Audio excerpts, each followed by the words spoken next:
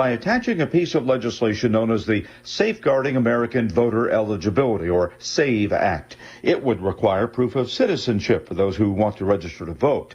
Next week's likely House passage will set the stage for a showdown with the Democrat-controlled Senate. Bob Agner reporting. Payroll processor ADP says American employers added only 99,000 jobs last month. That would represent a sharp slowdown in hiring. On Wall Street this morning, ahead of the opening bell, the Dow futures are up 4 points. NASDAQ futures down 62. More on these stories at townhall.com. Hi, Eric here with Ultimate Tax Group. If you owe back taxes to the IRS or state, personal or business, my team and I want to help you take your freedom back. Call Ultimate Tax Group at 888-505-1099. We will stop or prevent bank levies or wage garnishments. We care and fight for our clients. Call us today, 888-505-1099. UltimateTaxGroup.com. Hi, Rhett Rasmussen of BestHotGrill.com. Step up your grilling game with our Solaire portable infrared grills. Our compact everywhere is a favorite of RVers and trailer pullers. Solaire infrared provides the quick sear for bar marks and texture needed to properly finish sous vide. Use a portable alongside your larger conventional grill to create an instant sear zone and more juicy and flavorful food. Learn more at BestHotGrill.com. Affordable, powerful, portable infrared grills at besthotgrill.com.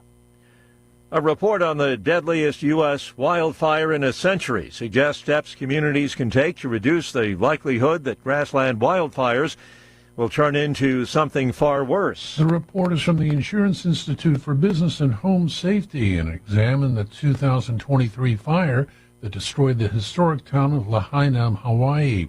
Researchers found that a layered approach to fire mitigation can help protect communities. Key steps include fuel breaks between wildland areas and the edge of towns, and making sure that homes on the perimeter of a community are built with defensible space and fire-resistant materials. Correspondent Jeremy House. China's government is no longer allowing international adoptions of its children. A foreign ministry official says the only exception will be for blood relatives adopting a child or a stepchild. No explanation has been offered for the policy change. News and analysis, townhall.com. New York City public schools will utilize a new Black Studies curriculum this fall, spanning pre-kindergarten through 12th grade. The coursework was created by Columbia University Teachers College's Black Education Research Center. The curriculum was funded by the New York City Council, known as the Education Equity Action Plan, or EEAP. The curriculum, which was already implemented in portions of the city schools, will be available to all schools this month as students return to class. New York City's utilization of the new curriculum comes as other states, like Oklahoma and Texas, have looked to remove books in school libraries. Legislators in support of such restrictions argue that certain lessons or material on race, gender, or sex may cause some students to feel guilty or shame, while others liken some lessons to, quote, indoctrination. Bernie Bennett reporting. Next Tuesday night at 9 Eastern, the Trump-Harris debate to be hosted by and aired on ABC. More on these stories at townhall.com.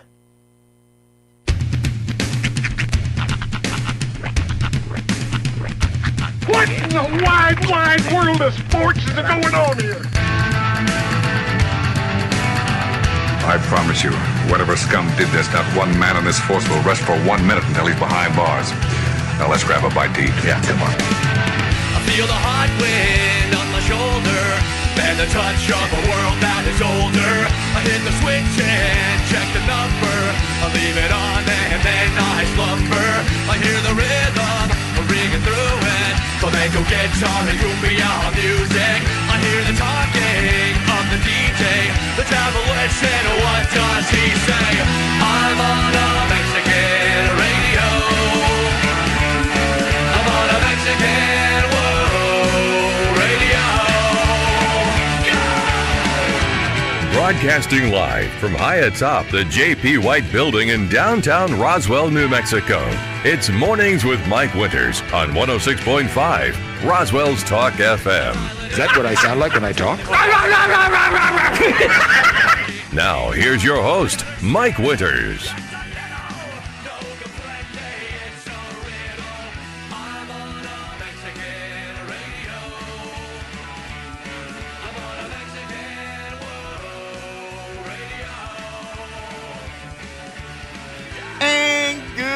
morning, one and all. Welcome to Mornings with Mike Winters. I am he. That would be me, Mike Winters. Happy Thursday, buddy. A hazy Thursday. That's right. Mm-hmm. Hazy shade of Thursday. Haze falls over the morning. There's your day with little Bengals. Hey, happy Thursday, yes. everybody. Good news. Good news, everyone. I'm going to start the day off with good news. Ooh, that's nice. Because there's a lot of vitriol in this particular subject. So, I just shared it on our 106.5 Roswell Talk FM Facebook page. Okay. City of Roswell yesterday put a post up. I think y'all might be popular topic of conversation. City of Roswell right now is your water bill. Well, obviously there's been some changes, things going on. They're trying to restructure. They find out they're grossly undercharging for water and all this other things, and so they did a thing, and now people's water bills are showing some crazy numbers. Yeah. So, but the city did issue a statement yesterday saying that the mayor and Mayor Pro Tem and City Council, City Manager, they're all going to address the repeal of this ordinance at the next City Council meeting next week, September 12th meeting. Here. I have a feeling that meeting will be pretty packed. So I've got a feeling there's going to be a very popular meeting. People are going to come and speak and share their thoughts on this, but this is your chance to do it. But good news is this is one of those the people have spoken kind of things. I Absolutely. think. And part of it may be, too, is and I get it. I mean, City Council's trying to fix something. You know what I mean? They're trying to fix something, and you're going to break a few eggs every time you try to do something. I mean, you got to understand that. And I think they may have done it and then said, okay, maybe this is not the impact we thought, or how. You wonder if it wasn't maybe fully thought out before voted on. I don't know. We jumped over a puddle when we should have incrementally, slowly worked our way in. If you want to raise the prices, cool. Yeah. But do it over time so you don't shock our systems. And in all fairness, I don't know the whole standard of what they've got to get to and where they're at, and this is why you go to the meeting to learn this. Right. But yeah, you're right. And so, but the people said, well, wait a minute. It's like, I get it. We're not paying, but you can't hit me with a bill that's 400% increase over what my other bill was, and expect me to not have a feel a way about that. People get themselves into a financial routine where their money, they know exactly where it's going. When all of a sudden one side of that is just ballooned up, it throws everything off. So it will be addressed at the next City Council meeting, which will be next Thursday night, September 12th. 6 p.m. at the Convention and Civic Center. Never forget. So if you are one of those people impacted by it, I've seen you on Facebook. I've seen your things. Stop doing it on Facebook. Go to the actual City Council meeting where the actual people that make decisions actually hear what you have to say. Because, quite frankly, as your neighbor and friends, I'm tired of hearing you complain on Facebook. Fair enough. Now, the best part about the complaining on Facebook, though, is you know what you can do? Scroll on. I know. I try. Nobody ever does. I try. But you can. then another one hits me. I can't do that. I get into... Actually, I'm very disciplined. There are so many things I see on there, and I'm like, idiot, what? Don't comment. Just keep going, because I know if I say one thing, even if it's the smartest thing on the planet, the can of worms has just been opened up. Yeah, I get into weird late night rant mode when I'll be just sitting there collecting my thoughts. Yeah. And I'll see something that'll just set me off. And then I'm the next time, probably should have thought that through before I went ahead and posted the paragraph. Yeah. Yeah, those always blow up. I used to do that, and I got it, but I'm not going to lie, there are nights I'm sitting there or whatever, and I'm like, I'm going to write something. I've got thoughts. And then I'm like, yeah, this is going to be, and then I come to my senses. And they call those truth social moments. 3 a.m. and I just got an itch. Yeah. But good news is City Council will be addressing this. Nice. Please go to or tune in. You can also, if you go to the city's website, roswell-nm.gov, they do have go-to-meeting links and all that, so you can view the meeting on live streaming as well, too. So. But if you want to comment or if you want to be a part of the proceedings, and then I you need do to think be there. they do have a list on there. If you do want to make a comment via video, you have to submit it ahead of time, and they allow you time to do it. But if you do want to speak, Crack Queen 69 over on Twitter wants to ask. Yeah, but if you do want to speak, get there early. They usually have a thing where you go up and say, "Hey, I want to speak," and you sign up, and at the appropriate time, they will call you to do so. So, but that's all taking place at the next City Council meeting, September 12th. So, yes, sir. Water is on the brain and agenda for there. So, other than that, happy Thursday. Yeah. You can almost say that like it's been in our heads so much that we're all just water-headed. There you go. At this point. I'm the king of the water. Yes, in the land of the waterheads, the waterhead with a microphone is king. That's right. The melon Sputnik head with full of water is king.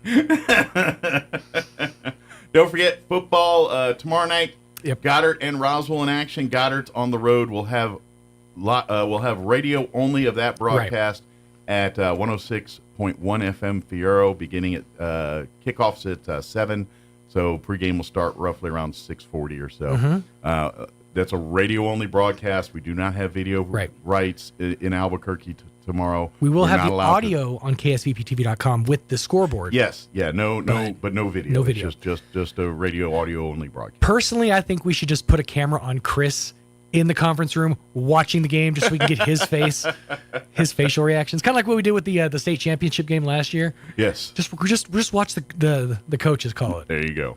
Roswell High, they are at home. We will have live streaming video and radio of that game right here on 106.5 for the radio, KSVPTV.com for the video. Bulldogs are in action on Saturday. So if you're hoping to catch a Bulldog game Friday night, there is not one to be had because they go to Las Cruces on Saturday to take on Centennial. That's right. Yep, Centennial and Cruces, like, which Cruces school is it? Centennial. And we'll have that game for you on our sister station, 990 AM KSVP Saturday, KSVPTV.com for live streaming. We will also have Eastern New Mexico University Greyhound football, 6 p.m. right here on 106.5 Roswell's Talk FM as well. So. Saturday night. Yeah, so we do have football aplenty. And then, of course, on our country in Spanish, we'll have Cowboys. Game 1, Sunday. As I was, that's right, absolutely, yeah.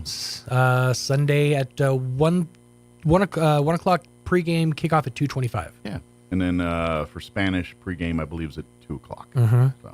I was putting together the some of the clips from sports a couple of days ago, and one of the things I noticed, they've talked about it in Bulldog Stadium. They have a whole new LED light system put in place. And whenever anybody scores a touchdown, like flashes and stuff, right? It's crazy because like I haven't seen this before, but it looked like arena football. I've heard about it, but I haven't seen it. Because like all the lights go out. So it's like dark, but you see these stripes of lights going across the field and across the players as like they score a touchdown or whatever. It was really, really cool to see. That sounds cool. Yeah. Might want to warn your epileptic friends if you're going to the game. I feel like that might trigger some of that. You know how they tell you look away, Timmy. Yeah, I'm just thinking. I was like, because it sounds like this sounds like that stuff they tell you about in video games. Like this might cause epilepsy of these things.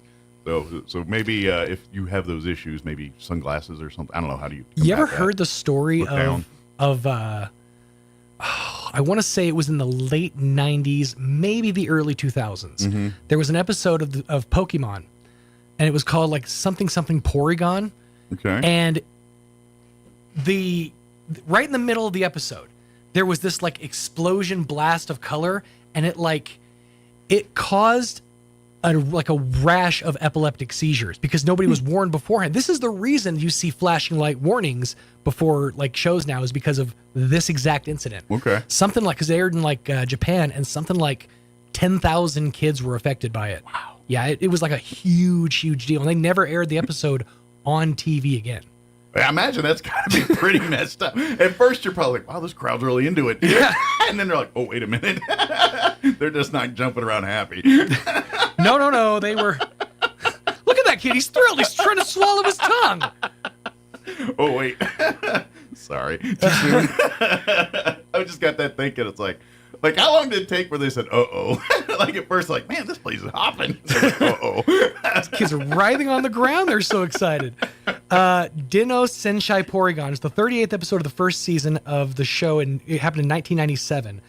The episode resulted in, it doesn't say there, but it resulted in tens of thousands of epileptic After Effects.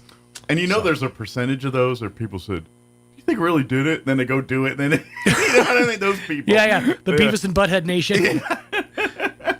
That guy stuck his finger in the electric socket and he fried. That was cool. I should try it. It doesn't. It's not really going to do that to my hair. Hey, whatever you do, don't touch that.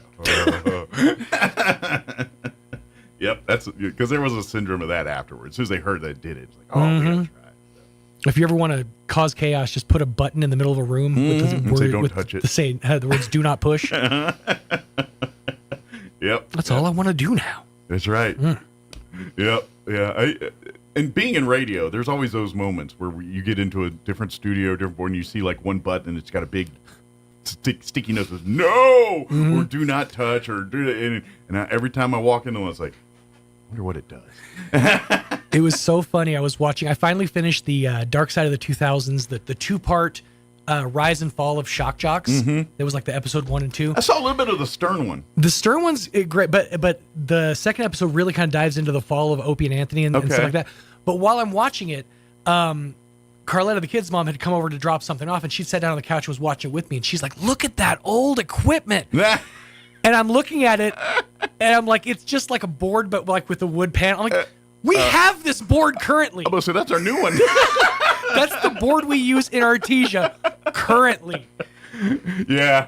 Well, and I think that's a new board compared to the board I used there, because the board I used was literally from the 60s. Right. It had suffered a lightning strike, and it was the Timex. It took the licking and kept on ticking. They just don't build them like that no more. Now, the clocks didn't work on it, and certain buttons were like, kind of like that dude from The Great Outdoors that got struck 66 times by lightning. Yeah. A few moments of the... But, it worked pretty good. Every now and again, you got to come up and knock things back in. Beat up, and then it right as rain. There you go. Of course, you open that board up, and it looks... Because like that board is so not modern, it's not digital, it's all analog, and you open it up and it literally looks like squirrels with nuts under there. Everything's soldered together.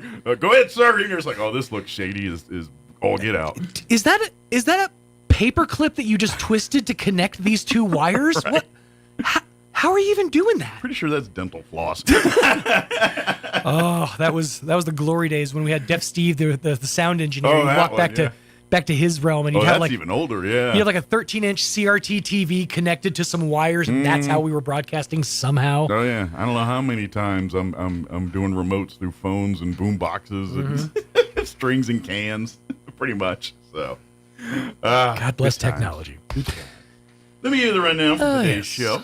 We're going to replay an interview this hour. Folks in the Chaves County Extension Office joined us a couple weeks ago. We're going to play that interview, talking about 4-H and all that. In the 8 o'clock hour, Don Weld with Bitter Lake Wildlife Friends of Bitter Lake will be joining us, talking about Dragonfly Festival, which is this weekend. Yes. Saturday. Well, technically Friday. Everything gets underway tomorrow. Believe we are booked for the 10 a.m. Dragonfly tour. Oh, sweet. On Saturday. Yep. Go out and check out Dragonfly. Catch you some Dragon. We're taking them home. You gonna do the butterfly release? We're thinking about it. Okay, cool. Yeah, from what I'm trying to maintain some street cred as a man here. I don't want to be like, ooh, look at Sean over there, butterfly releasing. Well, that was a manly man. You have kids. Yeah, I don't have them this weekend. Go get them. No. I thought the point was they're all the way down there. It's all the way up here. Oh, see, I thought you were bringing the kids. Yeah, you do you on the butterfly. I thought this was for the kids. No. No, I'm the grown man. Got the girlfriend in for the weekend, so Okay. That's the royal we with which we speak. Oh, okay. Well, maybe she'll want to do it. Not with the kids. I'm talking about the butterfly release. Yeah. Like I said, we're talking about it. Well, very good. Well, I'm glad y'all are locked in for a tour. But Don will join us, and we'll talk all about this weekend and Dragonfly Festival. And then Crystal Noble will join us in the 9 o'clock hour from the main side. Talk about their fundraising event coming up here September. What is the date? September 20th. 20th. Yes. It's a Friday night. Yep. That's got at the Liberty. They got a stand-up comedy night. Clay Foley's coming into town, and Sean Small's on the 1s and 2s. Actually, he'll be doing stand-up as well. Yep. Sean Small, stand-up comedian. My one request was, can I have somebody bring me up on stage? Because one of the worst things when I used to do open mics is you have to just walk on the stage. You're like, hey everybody, how's everybody? Like, at least bring me up, so I don't have to go through that. Now, will you have to introduce the headliner? Yeah, usually how that works at comedy is the opener kind of. All right, guys, I'm done. Flap my gums. Yeah, I'll do my open set until they give me the light, and then I'll bring up Clay Foley. Nice. You're gonna have a stool with a bottle of water sitting on it? I plan to have, and I'm making this clear now, I plan to have a stool so I can set a notebook on said stool. Okay. Because I am not going on stage without notes. Gotcha. I don't do this. Like, I do this. I don't do that. Yeah. So I'm going to need some notes. That. Yeah, it's been a long time. It's like riding a bike. You'll get on there. The rust done worn down the Chevy, all right? But we'll talk all about that. Crystal and 9 o'clock hour. Hi, Honda, checking in the chat. We can release the kids? Yeah, if only. Not for several more years. We'll go back every year and check on them. They come running out of fine. Kids? They just come running out and they were the pack of ducks or something. wearing a rose bush like a loincloth. Yeah, we live with the iguanas now. We are as they are. All right, 7:22. Let's go ahead and get you up to date on the weather. It's pretty nice with a little rain. Possibility. I'm meteorologist Steve Hamilton with your Pecos Valley weather. Some showers and thunderstorms will be a possibility over the next couple of days. We will be getting plenty of sunshine today, though. Mid-80s on the afternoon high. Maybe some showers with a cold front dropping in later on today. Scattered showers and thunderstorms overnight will drop into the mid-60s, and then a few leftover showers coming up on Friday, but some sunshine as well. We'll be in the low 80s. That's your latest forecast. I'm meteorologist Steve Hamilton. Thank you, Steve. Currently 68 degrees. It's foggy and misty. Not so much here, but I think some parts of low-lying areas might be dealing with some of that this morning. Humidity is at 87% with northeast winds at about 9 miles per hour. We are looking at a 30% chance for some showers and thunderstorms. They're talking after 3 o'clock today. Mostly sunny otherwise with a high of 88 and winds out of the east at around 5 miles per hour. Tonight, we're looking at a pretty good chance at rain, 50% chance of showers and thunderstorms, mainly before midnight. Mostly cloudy with an overnight low of 64 degrees. Northeast winds 5 to 10 miles per hour. They expect between a tenth and a quarter of an inch of rain this evening. Unless we get a thunderstorm, then those numbers might increase a bit. 20% chance for showers and thunderstorms for you Friday, otherwise mostly sunny. High of 85 with winds out of the north at around 10 miles per hour. Friday night, partly cloudy, overnight low of 63 degrees with east winds 5 to 10 miles per hour. For the weekend, Saturday, sunny, 84. Winds will be out of the south, 5 to 10. Sunny on Sunday with a high of 87, and sunny and 87 when you head back to work and school and all that next week on Monday. All right, 7:24, we're going to take a 2.5-minute break. Then we're going to play our interview with the Chaves County Extension Office next. Don't go away. Ballard Funeral Home and Crematory and LaGrone Funeral Chapel have been celebrating life for over 90 years. Ballard Funeral Home and Crematory celebrates and remembers Marilyn Louise Arnez passed away Wednesday, August 28th. There are no services scheduled at this time. Kay Armstrong passed away Wednesday, August 28th. No services are scheduled at this time. And Jason Bethany passed away on Friday, August 30th. There are no services scheduled at this time. LaGrone Funeral Chapel celebrates and remembers Virginia Catherine Cameron, who passed away on Friday, August 30th. Services will be Friday, September 6th at 1 p.m. at LaGrone Funeral Chapel, with interment following the service at South Park Cemetery. This has been today's remembrance, brought to you by Ballard Funeral Home and Crematory and LaGrone Funeral Chapel. So your trees are turning yellow. You scratch your head and think to yourself, what would Jim Gill do? This is Shirley from Roswell Seed. If Jim were here, he'd tell you all about something he called monkey blood. It's a powder that turns a deep red when you mix it with water. You pour it on the ground under your tree's drip line, and in a few weeks, they'll be healthy and green once again. So when things aren't green, just ask yourself, what would Jim Gill do? Then head down to Roswell Seed Company and find out. Artesia General Hospital has welcomed cardiologist Luther Weathers to the team. Dr. Weathers is board certified with a subspecialty in cardiovascular diseases. He treats patients with genetic heart defects, heart rhythm disorders, heart failure, coronary artery disease, chronic high blood pressure, and other cardiovascular diseases. Call 575-736-8270 to schedule your visit with Dr. Weathers in Artesia, or visit artesiageneral.com/cardio appointment. Se habla Espanol. Check out some of the savings you'll find this week at your local Farmers Country Market. Bottles of Food Club vegetable oil are 2 for $5, and select gallons of Panhandle Pure Iced Tea or Lemonade are also 2 for $5. In produce, 3-pound bags of Red Delicious, Fuji, or Gala apples are $1.99 each, and large green bell peppers are 3 for $1. In the meat department, family packs of bone-in sirloin cut pork chops are $1.47 a pound, and family packs of boneless beef top sirloin steak are $4.97 a pound. These are just some of the bargains you'll... You burn more calories sleeping than you do watching television. For the ultimate workout, fall asleep in front of the TV. Here's Mike Winters. And good morning. It is 24 minutes after 8 o'clock, and joining us in studio this morning, we got almost the whole, we have people holding down the fort to answer phones and things, but we got pretty much the main staff here of the Chaves County Extension Office with us. Of course, Drew and Tamara and Katie back with us, our newest addition, our 4-H rep here. So now what do you got, about how many months on the job now? 6 weeks, so almost 2 months. Almost 2 months. I was thinking you had a few more months under your belt. So No. No, trial by fire. Which, and ironically enough, you dropped right in fair season. Yes. So you hit arguably the busiest time of year for 4-H. Oh, her first day was state conference with us. We hauled her out of town with kids. I showed up, she handed me a list of kiddos, and we went. I just smiled and waved. Well, at least you got to do what you wanted to do right out the gate. We had a great time. No time for learning curves here. You're throwing to the wolves. But you know, of course, Andrew did a great job for many years, and now we're lucky enough to have Katie doing that. So don't worry, everything's covered with 4-H, and of course, you guys were filling the void till Katie come in to kind of bail you out a little bit. I think our families are very excited to have her. I was going to say, did you get lots of gifts from these people? I should. You should. That's what I'm saying. Just lots of praise. At least lots baked of praise. goods. I mean, like, hey, I thank you, Pie, for agreeing to take on here. She did have to take care of the baking at County Fair, so just FYI. I don't know if she like, wants me to bake anything for her. Yeah, maybe not. Maybe Drew can get you a plant. Yeah. Let Tamara bake you something. That's the way to do it. I like the way you think.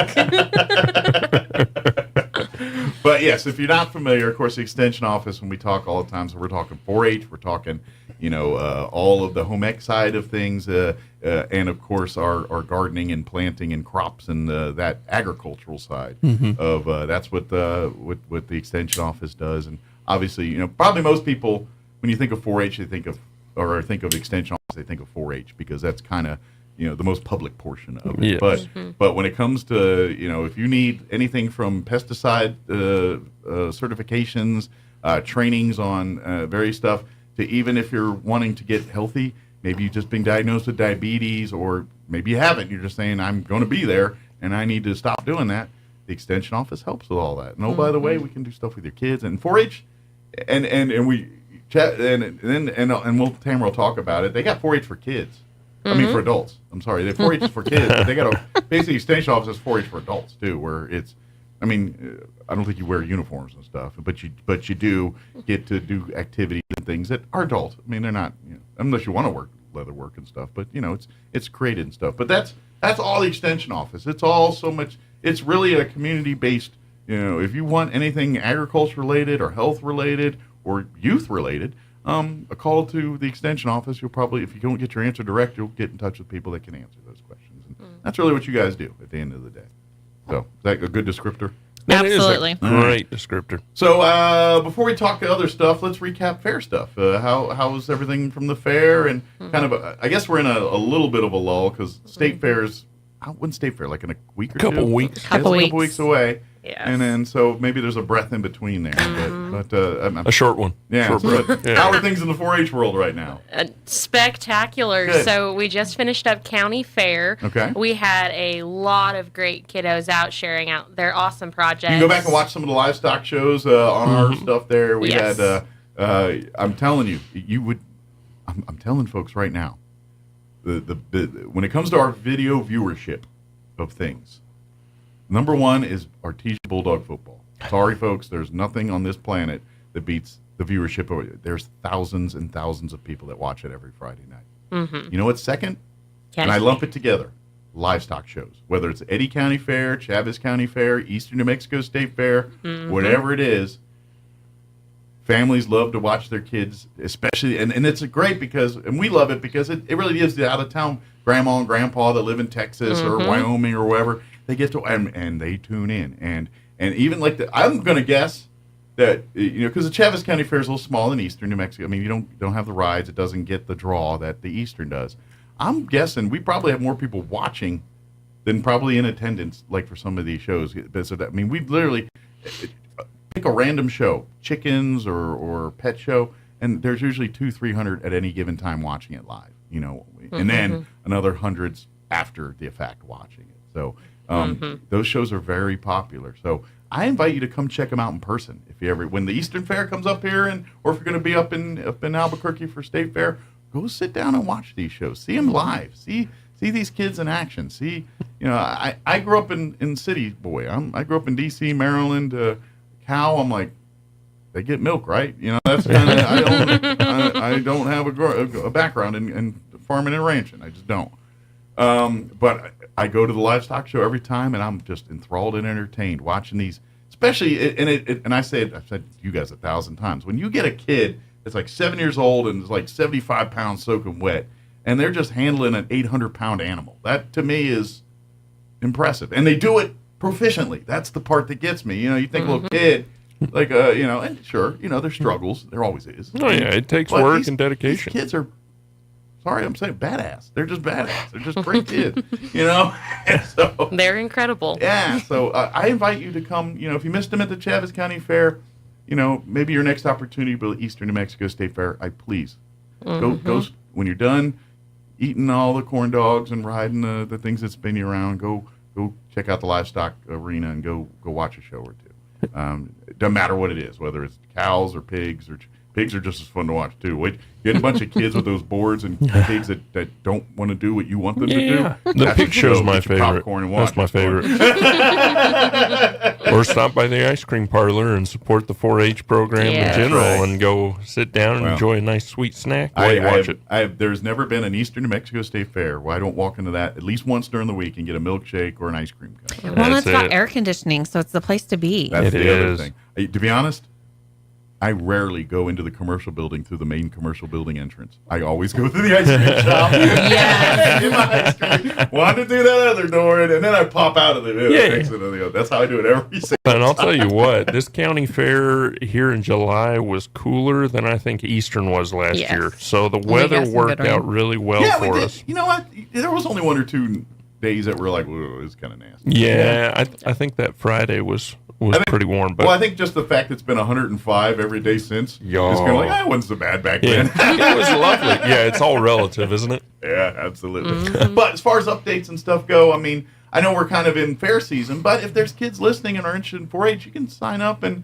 start, and by the way, you can get involved in 4-H and never touch an animal or deal with livestock and all that. There's so many other programs through 4-H that are more technology-based or skill-based or fun-based, shooting sports. That's a very popular one, and those kids compete nationally, statewide. They're going all over the place doing that. If you're into computers and stuff, there's programs for you. Everything. To do all that. There is a program for everything. We are still doing 4-H days at the library, so we've got Sandart and Hagerman coming up. Okay. Roswell's, because of the air conditioning situation, those are on hiatus until hopefully soon they'll get the parts they need to get that AC unit fixed. But but the 4-H kid stuff is on hold until they get their AC fixed there. But like you said, Hagerman on at the other libraries here. Absolutely. So that's very exciting. Come see us there. We'll be at Dragonfly Festival. You can come see us there as well. You need to go if you've never been. That is really cool too. And sign up. You got to. This is what you need to do. Go to it's friendsofbitterlake.org. Go to that website right now. You'll see the flyer for the Dragonfly Festival. It's free, but they do dragonfly and wildlife tours. There's so much to do. And they're free to do, but you got to pre-register for those. And you can't just pull up to the Dragonfly Festival and get on a Dragonfly tour. You got to advance sign up. Yeah, very popular. Yeah, they fill up fast. So go now to their website, and then you can pick your date and time. There's about 8 or so different times that you can go for, depending on the different tours, and sign up for them. Like I said, they're free, doesn't cost you anything, but they're popular, and you got to sign up and be there on time to do that. Otherwise, they'll give your spot away, and there always are people waiting. You can try that, but your odds are still not. And by the way, they also carry them over into Sunday too. So if they get filled up, they do Dragonfly tours from like in the morning till about noon or 1 o'clock there. So again, go to their website for Dragonfly Fest. But Saturday's the day where like you guys will be there, and many other organizations will be there. I think usually like BLM's got their fishing pond and all that. They had so many booths and things to do for everybody in the community last year. They do their Monarch Butterfly launch. You can sign up. Again, go to the website for free and sign your kids up to do that. And then when they launch their Monarch Butterflies, they grow them. And then at Dragonfly Festival, they release them out to be a part of the herds here. So, and so the kids get to do that. And it's not like the videos you can not to feed on them again. They're not the tastiest of things. No, you can actually do videos where a bird ate a monarch butterfly and then it's throwing up. Ooh. And it's puking that out because of the toxins and that milkweed that are in the monarch. So fear not, you will not see that. And if you do, keep watching the show because more will happen. Stay tuned. Stay tuned for part 2. That's right. Wait for the second video to pop up here. But yeah, and of course that'll be coming up September 6th, I think it is. 7th. First weekend. I was wondering about that. And 7th is the Saturday, but it is a 3-day event because Friday night they'll do a Dragonfly talk about it, and then weather permitting they'll have a Star Watch party afterwards where you can go and because they're out in the middle of nowhere out there and you go look at the sky and see all the stars. Bitter Lake's an oasis. It literally is an oasis in the desert. It's a whole different. If you've never been out to Bitter Lake, go out there. Make Dragonfly your first time, but go and check it out. And go different parts of the year. You go in September is way different than when you go in November, even a month or two later when the cranes and it's a big pilot flying J for animals. That's exactly what Bitter Lake is. It's a rest stop. It's a nesting ground. Yeah, those monarch butterflies they're going to be releasing. Those monarchs will go up, join the herd, live for a couple weeks, with their whole point to get the herd from point A to point B. That's They'll their go whole all life. the way down into Mexico. Yeah. And they do that through multiple generations, so it's pretty crazy. Yeah. Literally. This butterfly was on Earth to go 100 miles south. And then it's done its job and the next group takes over. Yep. And that's how it's really cool and fascinating how the monarch butterfly works. But anyway, come out to Dragonfly and learn about butterflies and then come see learn more about 4-H and sign up there, and you can learn more about the programs and tons of other stuff too. So I got sidetracked there. So what else do we want to? I do that from time to time. I would just say come out to fairs. We've got State Fair the second week in September, and then Eastern Fair is the first week of October. So just look at the projects, check them out. There's stuff beyond animals. There's so many projects beyond animals. We've got over 200 projects total. Check it out, and then you're prepared for open enrollment starting in October when we can let in all of our new friends and find a new spot for y'all to join our family. Absolutely. By the way, when you're out at the fairs, particularly Eastern, because I know the lay of the land of that one a little bit better, when you're done at the live, walk into the education building. Yes. That building, it's got air conditioning is cool, too. So that day that you're like, sometimes. Compared to other days I've been out there, it's pretty cool. I walk in there and I'm still like, all right, I'm hanging out with the trains. It's still cool in here. But that being said, that building is, you're going to be blown away if you've never walked in there before, because that's where all the projects are for kids and adults. When they enter the home ec stuff to the art and crafts type stuff, you start looking at artwork and things, and you're looking, and it's very detailed and elaborate, and you're like, wow, it's impressive. And then you look close, and a 10-year-old kid did it. Mm-hmm. Oh, And you think, I wonder what adult did that. No, that's a 10-year-old. Yep. And you get blown, and I'm telling you, do that, and then you walk a couple over, get blown away again with another one. That whole building's full of those. You could spend hours in there. Yeah, that commercials where they had the moments and the poof with the purple cloud and everything. You have like 30 of those walking around in there because it's just, you see something, you're like blown away by, the amazing talent that people, and adults too. Yep. Like you're thinking, and then you look and like, I know that guy. I didn't know they had that ability, And by the way, not condoning, but if you find art that you're interested in and want to make deals, they can definitely help you get in touch with the artist, and y'all can work your deals out. But 4-H is not going to, they may put you in touch with them, but they're not going to broker a deal for you. Just saying. But if you find artwork, you never know. That does happen from time to time. People like, I want it, I need it, I want to own it. And they'll go and talk I'll give you $1,000 or whatever it is for that thing. It happens. But please, when you're done spinning and ready to throw up, eating all the food and all that, you need a place to wind down and just, even quiet a little bit with all the music and everything. You just need that desensitized. Go to the education building. You're going to be stuck in there for hours. Not stuck. You're going to go in there thinking you're going to be there for 5 minutes. Next thing you know, you're in there for 2 hours because you're just walking around, seeing everything. Mm-hmm. And then you start seeing the pies and stuff, and you'll be hungry. Like, all right, let's go get some more phone. Yeah. That's it. Let's go find various meats on sticks. Let's go. So please, don't forget the education building when you're out doing your fair stuff, whether it's State Fair or the Eastern New Mexico State Fair. So, good deal. Is there anything else on the 4-H side we want to cover? I don't think so. Okay, but like I said, keep checking back. Like, when's the next scheduled? Like, the one for this month was done, but what week is it that you guys do the library or the second? The 4-H day at the library here in town is the second Wednesday of every month. So check back when we as we approach the next second Wednesday at the Roswell Public Library to make sure that that's a go. Maybe call a couple days ahead. Just hey, I'm not sure if the AC's back or not. Are you guys still going to be doing? And they'll tell you, no, we can't because of the AC. Or bring the kids. We're game on this weekend. So. It'll be up on our Facebook too, so you should hunt us down on Facebook and Instagram for all your updates. Now, maybe we'll shift to Drew here on this because it's just the transition here. You guys are still doing the Master Gardener stuff. At least you did this month. Yes, Master Gardeners are still rolling. We're meeting every second Wednesday at our office at the Extension office at 5:30. So if you're interested in the Master Gardeners, come connect with us. Come to the meeting. Come see what we're about. We have a lot of volunteer opportunities, and next course will open up in January. So if you are interested, come on in, sign up, and get to know us a little bit and find out if that's your cup of tea. Absolutely. Now, the Master Gardeners. Now, this is exactly what that is. This isn't. I just bought some seed packs at Roswell Seed and decided I'm going to do gardening today. That's not what this is. I mean, they'll teach people, and that's what they do. But the Master Gardeners, these are people that are like a bunch of gardener Yodas. Well, it is by far. I mean, once you go through the course, it is a crash course, college level course. But it really is available for anybody and everybody. It's one topic a week that they go through over 16 weeks, and so it is a 16-week commitment when you sign up for it. But it is a wonderful program. You'll get a lot out of it.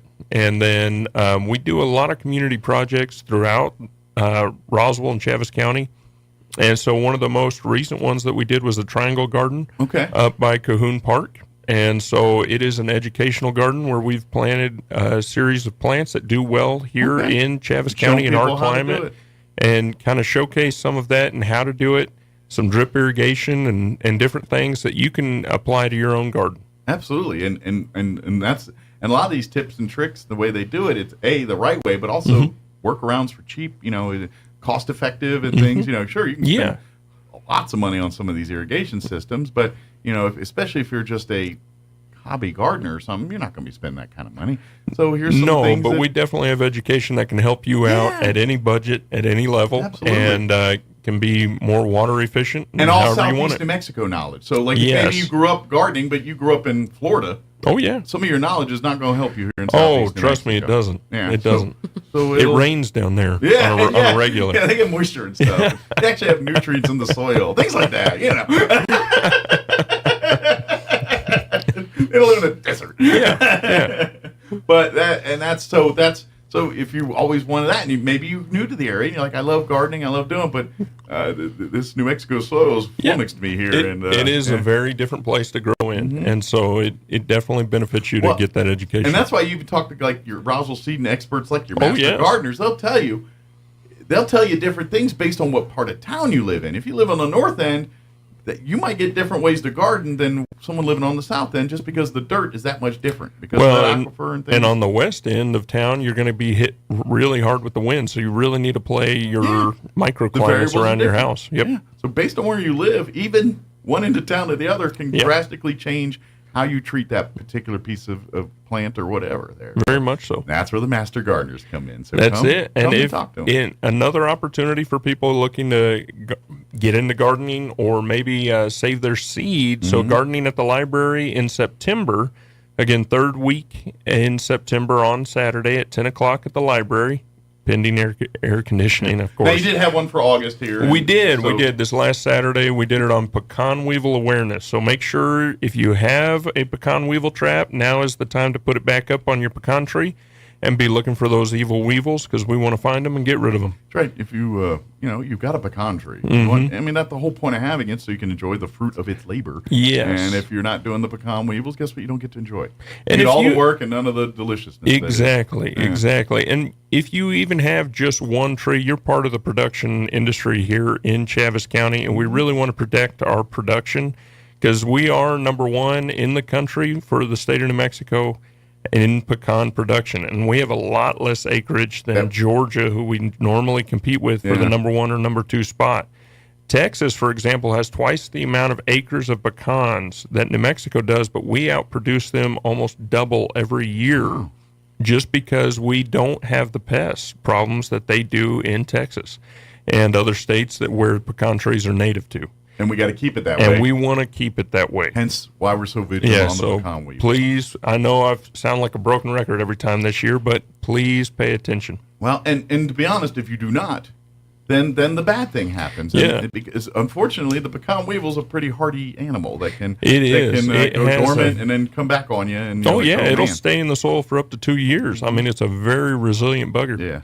And but if you're looking at saving your seed from your garden this year, this September, third Saturday in September, come to the library, 10 o'clock, and you'll learn how to save the seed from the plants that you grew this year, whether it's flowers or vegetables. Nice. Mm-hmm. Good deal. So then, do that whole circle life thing. Yes. Yeah. And if you have a pecan tree, but you don't have a pecan weevil trap yet, make sure to call into the office and sign up for one of our workshops where we'll build the trap together.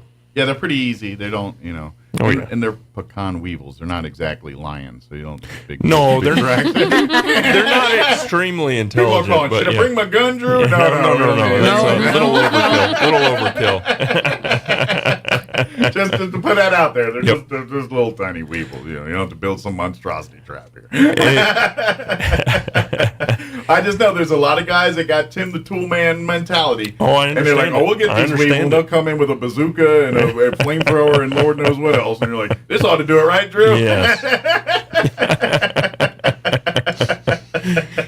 It may get rid of the pecan tree, too, though. That's the problem. There's that term called scorched earth. It got rid of your problem, but everything else, too. So, maybe in 10 years you'll have a tree where that you can, get some nuts off of. But anyway. But come to the next one. And by the way, if you have questions about this stuff, don't hesitate to call the extension office. During the day, I got one of these questions like, man, I was on the radio, I heard you were talking about, I'm having problems. Let me call and ask, and they'll be happy to find that information for you or tell you. You know what? It just so happens we got a Master Gardener class coming up. We're going to be talking about some of that. I invite you to come and learn some more besides it. And do call the office if you have any questions. I am making my way through my stack. I called 23 people yesterday. Nice. So I handled 23 different calls that I've been Sorry, needing Bob, to get you're to. 25. He'll get you today. That's it. Very good. But don't hesitate. You got a question about 4-H or anything with the gardener stuff. That's it. All right, Tamara. We saved the best for last. Yay! Let's talk home ec side. How are things in that world of the extension office? Oh, they're going good. So things are super busy. So Christmas Showcase is back. It's the season, yeah. Yes. So tickets go on sale September 1st. So it's going to be Tuesday, November the 12th this year out at Hobson Hall, just like always. Yeah. 2 viewings that they can choose from again. So the 1:30 and 6:30. And they're both exactly the same. Well. Oh, different this year. We do. Ooh. So this year she did on purpose, just so she knows going to do that, just to make me. We are going to start having small businesses throughout Roswell come and present. Oh, okay. So you might see different businesses at different times. So every year there will be a different presenter. So if you're there for the we all know it, the book. Yes. Mm-hmm. The book will be the same regardless if it's the morning or evening session. But if you want to learn some more about small businesses and some of the different partners in our area, it might behoove you to visit both. But you So only it'll get be, one book. yeah, it'll be a DIY showcase just like it always is. I And guess so, that's a way to get 2 books if you want to gift a book. Because there is. That is a great one. And to be honest, that is a thing. People That like is a good you know, gift. books left, and they if you can, you give them out. But They make great stocking stuffers. absolutely, and they're different every year. So if you've been They getting are. the books, and if you're like, what book of you speak? So this is what we're talking. I know I jump ahead of myself. So the Christmas showcase is really when it's this, but it's really every year they come out and different presenters have different crafts, foods, holiday related, Christmas decorations, Christmas gifts, Christmas foods, things like that. And each year they demo, and you get to try samples. You get to kind of see, maybe even make your own depending on the project and things like that. And then when you're done with the session, they give you a book. And in the book is all these projects we talk about. And every year the book projects are different. So if you went last year or the year before and got a book, this book's got different projects, different. So it's like collect the set, kind of like back in the day when you used to get like the Gone with the Wind collector's plates or something like that. You had to each month go in. Each year you got to go to get the new book. And so if you're one that goes every year to get the book, here's your first warning. November coming up. Get your thing signed up now. And if you got time, maybe sign up for both the midday one and the after work one here. So tickets go on sale, like we said, September 1. There's an opportunity for the community to participate as well this year, so they can bring us their best DIY Christmas ornament. So a little country Pinterest. Yes. Bring your own. So we want to see those fabulous DIY Christmas ornaments they're coming out with. So it will be a contest, and then when Christmas Showcase is wrapped up, we will use those and donate them to the assisted living centers around town. So come participate and have fun, and let's see who has the best ornament. Maybe yours could be in a future book. And then you can tell your grandkids, see, my ornament's in the book in 2024. But no, a joke is, it really is cool. Yeah. It's such a great opportunity. People come, you get sample foods, you get to try all these cool Christmas treats. And by the way, you get this great book with great ideas. And if you find, and by the way, that's the great thing. If you know other people, see if you can borrow their past books and let them rummage through it. There might be some great ideas. We have some of those available in the office too. So if they missed a a year, call the office and let's see if we have it. Yeah. Is it? Do you make like a donation for one of those, or is it $5, or you just... So the tickets that you purchase for this year will get you the book. That's included, yeah. Right? So, but for past years, the ones that we have in the office are like a quarter. Okay. So they're like going to a thrift store to buy books. You can get them for dirt cheap. Yeah, you can get the whole set for like $6. Right. But it is really a great. Like if you've never been to one, I highly recommend at least go to one of them, the midday or the evening. I get it. We generally set it up because if you're busy one, you're probably available at the other, or vice versa. But if you can go to both, please do to learn more. But if you only do one to get the book, at least do that. If you've never been before, highly recommend it. There's such great ideas, like especially if you love crafting and stuff. I guarantee you're going to walk in there and be like, I never thought of that. What a great idea! Even if you quote yourself, "I'm a craft guru," like I know the ins and outs of crafting.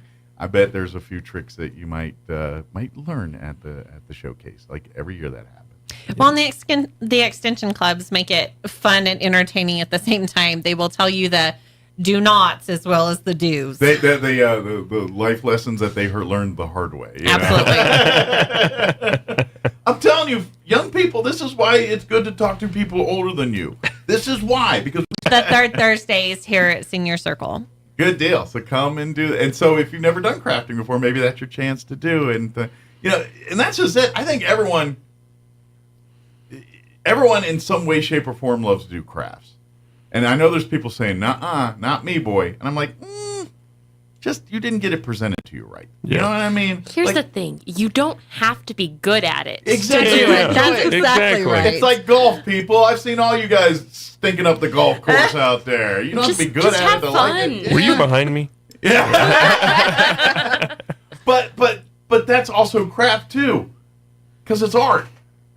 You follow the rules or don't follow the rules. That's the beauty of art. You know, you do what you. I mean, now, granted, if you're serious in art, you got to know the rules and follow the rules to break the rules. That's just how figure out which ones you can break. Once you get to Picasso level of art, you can break the rules because you either. But some of the best ones are those uh-ohs. Exactly. Mm-hmm. I've had but plenty that's where of I think arts and crafts comes in. Yeah, Drew's like, that's my middle name. Uh-oh, Drew, Garnet. That's going to stick. Sorry about that.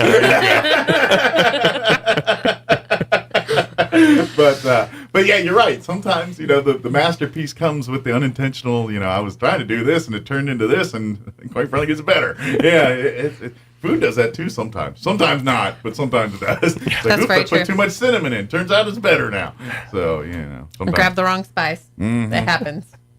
I know a lot of people got salty food thinking it was sweet. Or vice versa. That goes back to why I don't bake. That's right.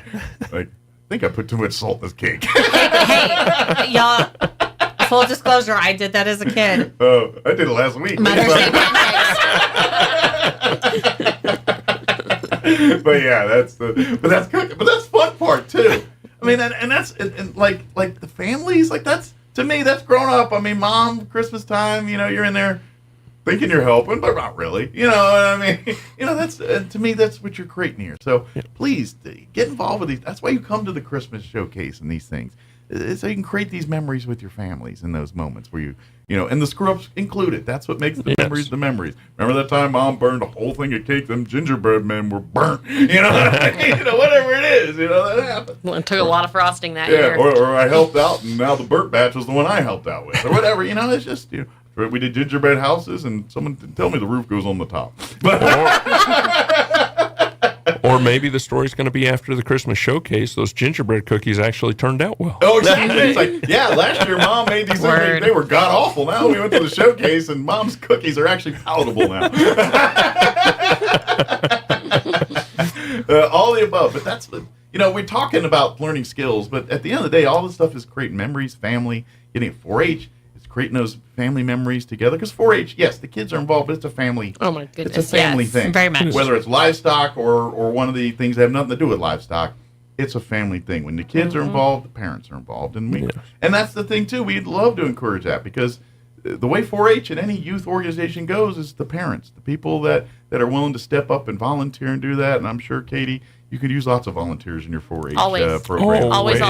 Always looking for more. Parents out there listening, if your kids are going and you want to get more involved, please do. Or if you're wanting to get involved, bring your kids with you and let's do all this together and say, my kids are age appropriate now to be in 4-H. Now it's time for me to get involved in 4-H too. Which, by the way, they can start as early as 5. Clover buds start at 5. Yes, so sir. They can get them in there as early as 5. So if you're thinking 4.5, but 6 more months, and you're going to be out of my hair for a little bit each day. So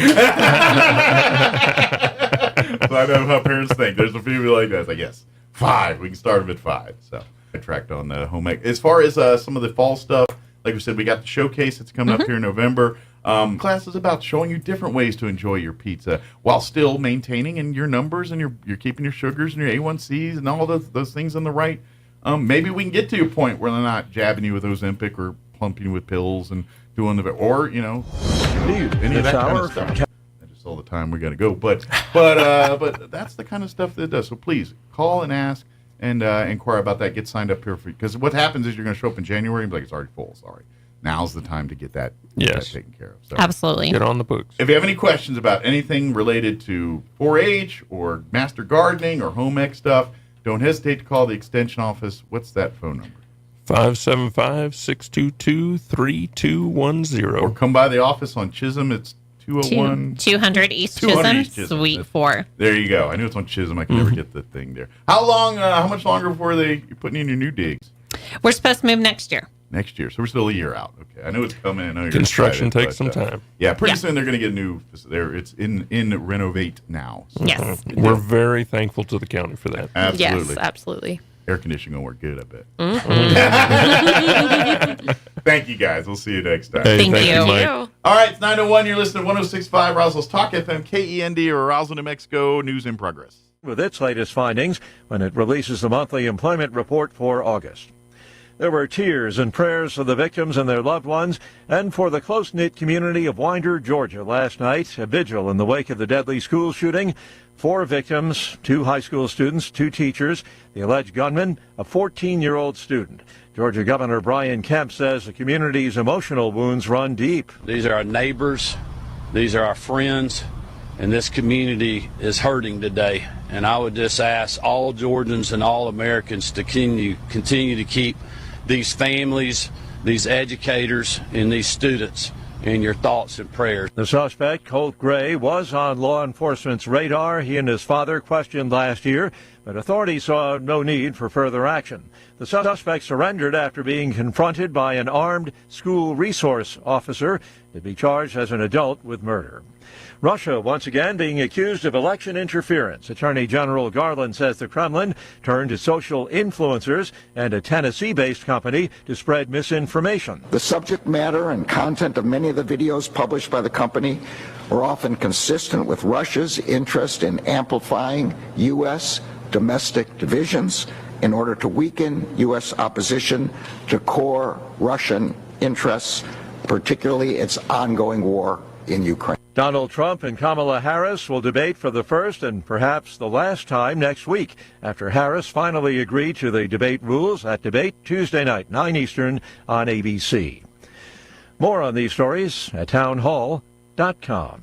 Here's an important message from the Diabetes Solution Center. Do you like pricking your fingers to test your blood sugar levels? No one does, but it's important to maintain your health. And now, by wearing a small remote device called a continuous glucose monitor, or CGM, you don't need to prick your fingers anymore. It's easy to use and helps you make more accurate diabetes treatment decisions. If you are testing your blood sugar 3 or more times daily, injecting insulin, or using an insulin pump, call the Diabetes Solution Center right now. And if you have Medicare or most major insurance coverage, you may be able to get a new CGM at little to no out-of-pocket cost. Shipping is free, and we'll even bill your insurance company for you. If you are testing your blood sugar 3 or more times daily, injecting insulin, or using an insulin pump, call the Diabetes Solution Center right now to learn how to end the painful finger sticks and get your own continuous glucose monitor, or CGM, at little to no out-of-pocket cost.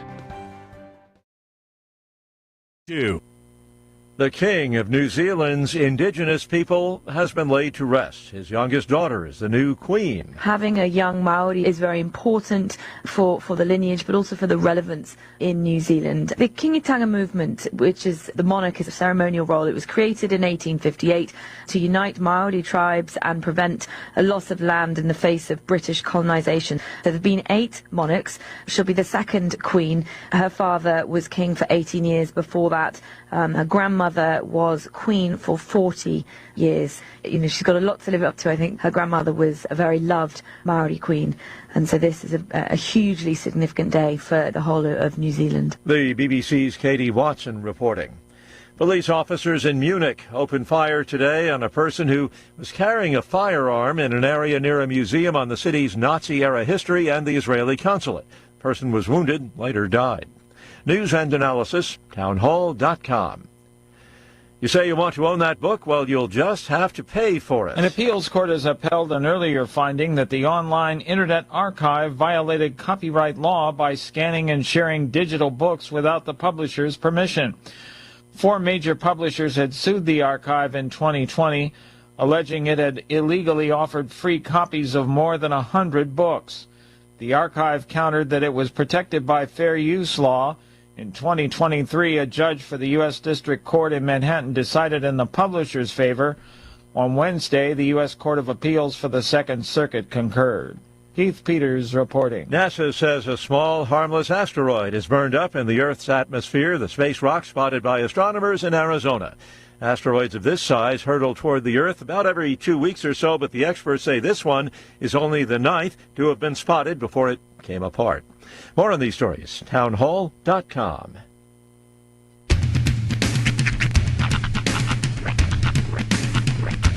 What in the wide world of sports is going on here?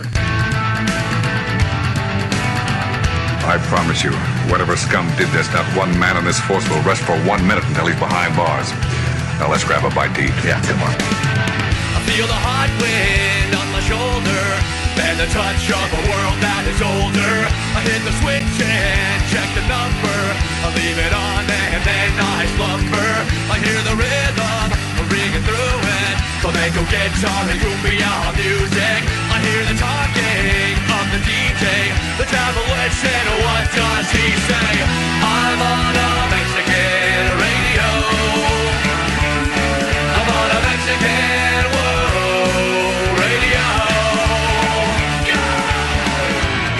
Broadcasting live from high atop the J.P. White Building in downtown Roswell, New Mexico.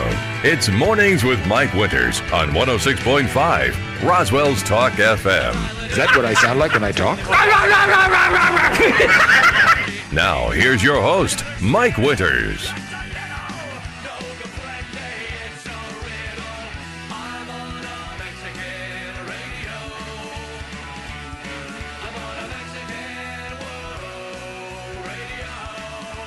And good morning. It is 6 minutes after 8 o'clock.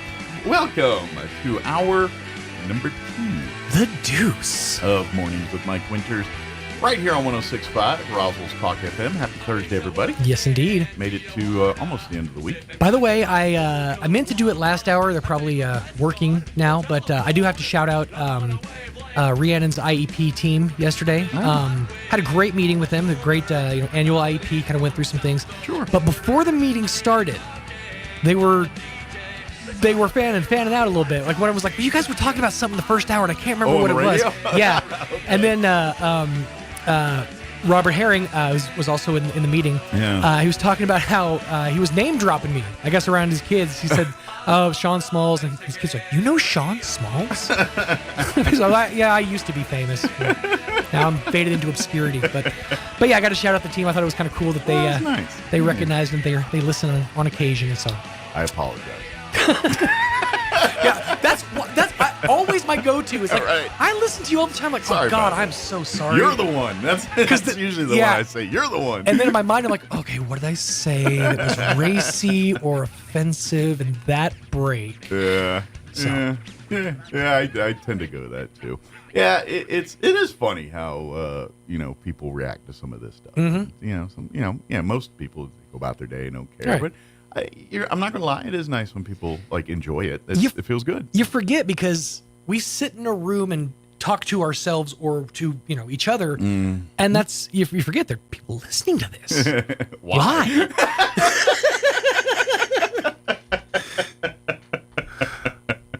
Well, happy Thursday. Yes. Wherever brought you here, we're so glad it did. So we appreciate it. Big thank you to all of you that do listen. We do appreciate it. We absolutely do. I mean, it's we have fun and try to keep informed, and everything's a good time. That's really my end of the day. Yeah, I have fun. I have opinions. I ain't gonna lie, but this is our community, and we try to make it better. And, sure. And it's kind of like last hour with the water bill stuff and all that. Yeah, it makes people mad, but at the end of the day, we just got to figure it out. You know, stuff went right. All right, let's fix it.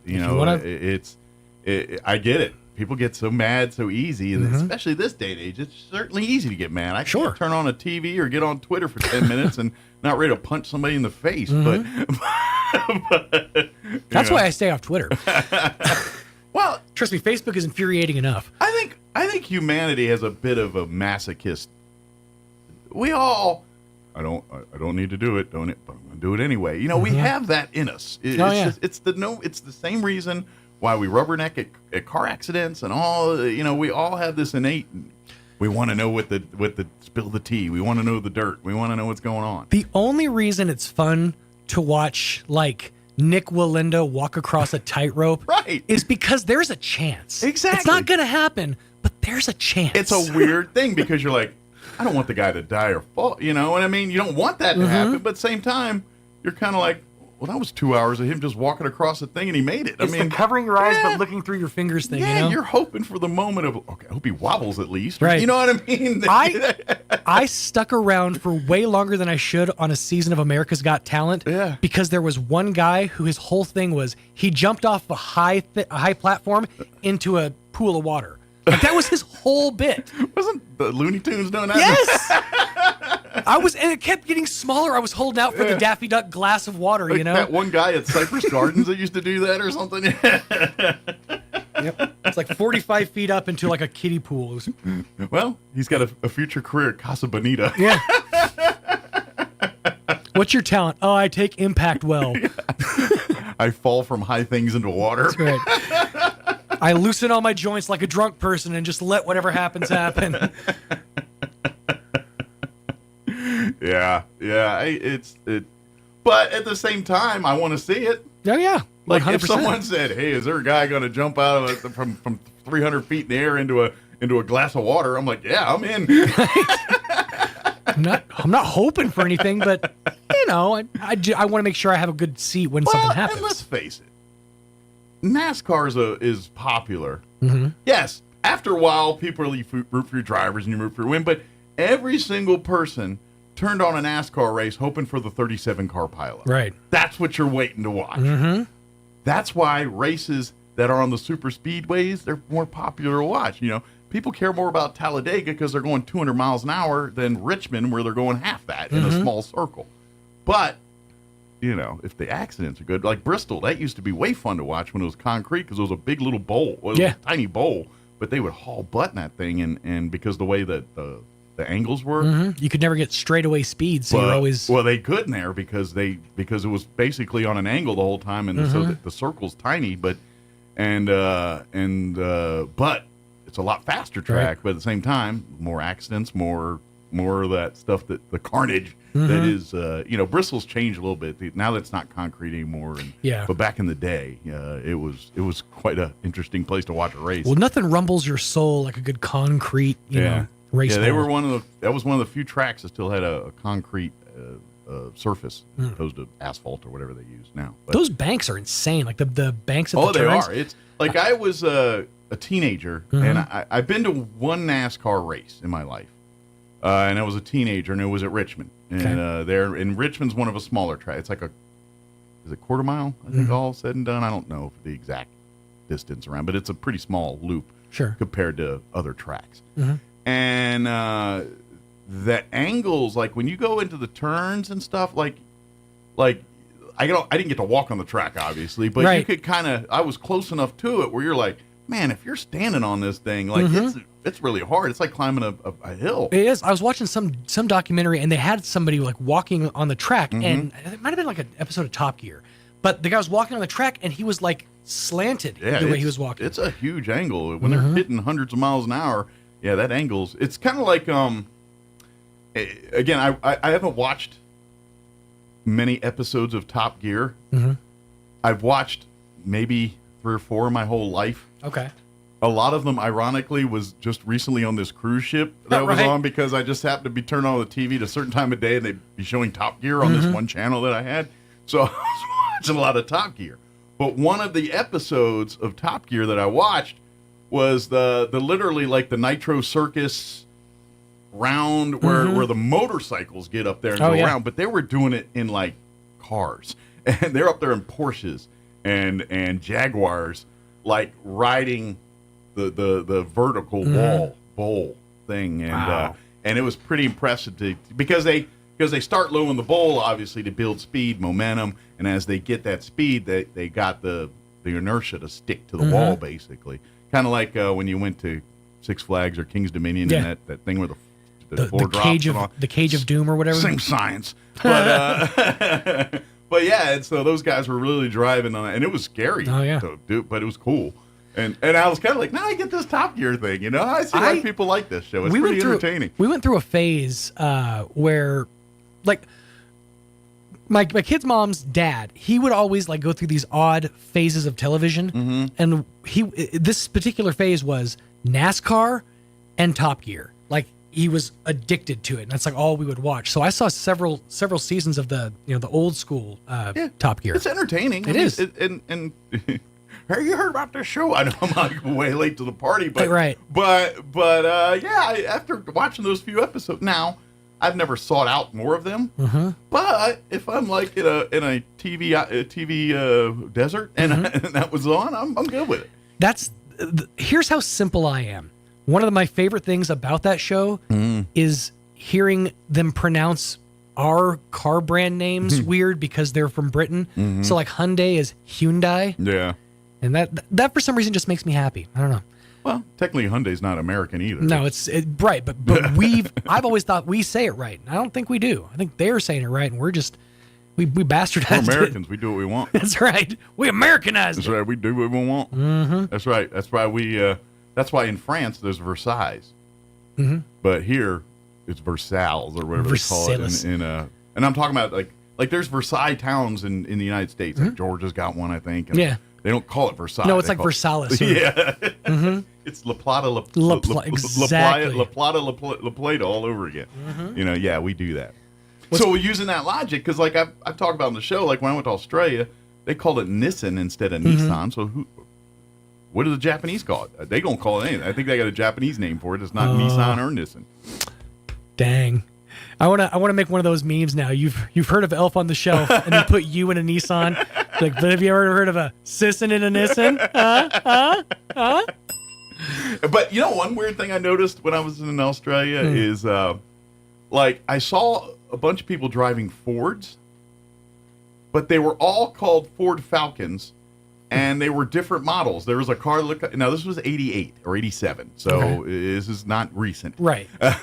But there was a car that looked like an Escort. It said Ford Falcon on the back. There was like a car that looked like a Taurus, Ford Falcon on the back. And I'm like, Thunder Cougar Falconberg. This could be confusing. I drive a Ford Falcon Taurus. What? Yeah. And I've talked about it here on the show before, but that's one of the things that threw me when I was in Frankfurt is you would see like the luxury cars were like Fords. Sure. And then the garbage trucks would be driving up there, and those were Mercedes. It's like, it's very odd. And here's another thing that people don't realize is European, or let me just say this, standards for car production, building a car in the United States is not the same in Europe and other parts of the world. And what I mean by this is like, for instance, when I was in Kuwait in the military, they gave us these, what they called Nissan Pajeros. Okay. And they were kind of like a Pathfinder or maybe a Toyota 4Runner, that ilk. Right. But they were not legal in the United States because they didn't have the standard, the glass, the windshields that we use here. They use a different, lesser quality there, or one that doesn't have the same safety standards that have. And so you buy cars in Europe, sometimes if they don't meet the American specs, they won't let you come over here. That's crazy. I didn't think about that. Yeah. It's more than just a driver's side on the other side. Yeah, no. Like like the metals and how it's built, they'll use different things based on what, it's very weird. And this is where I kind of get, like, some things Europe gets right and some things we get wrong. And cars, we do better on that, but like food is the other way. Like European FDA, their version of FDA standards are way different. Oh yeah, than FDA standards here, and theirs is way more stringent to a good way. This is why they don't have as many pink sludge issues in Europe that they have here in the United States. Come to find out, Skittles, like, they don't even sell the regular kind, like the Skittles like we have here, because we use a certain dye. I think it's like Red 40 or something. That is banned in every other country. Yeah. You did it, America. Well, that's why I always like, sometimes we need to look and learn from each other. And this is one of those ones I'm like, maybe on the food thing we're a little too liberal. I will agree with you to a point. Yeah. Because I feel like food regulation has robbed us of some of my favorite childhood experiences. Like, when's the last time you had a McDonald's French fry fried in tallow? Yeah. Fried in beef fat. Oh. Well, and that's the best. Well, and I think the standards I'm talking about is just trying to what we constitute as food. Yeah. That's the problem is Europeans regulations are much more strict on what they quantify as food, right? Where it's not so much here. And maybe the details on we wish that they cooked this and that or whatever. And because obviously like Oreos. Like you eat an Oreo today versus eating Oreo in the 70s. Oh yeah, it's not the completely different. Yeah, it's not the same Oreo. I think in the 70s they were just straight up using Crisco as the cream filling.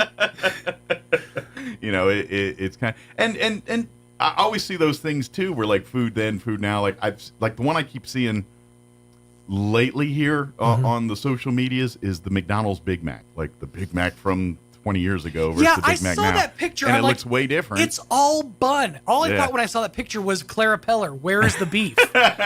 Well, maybe that's why. Yeah. That's what, she was not the Clara Peller we wanted. That's right. She was the one we deserved.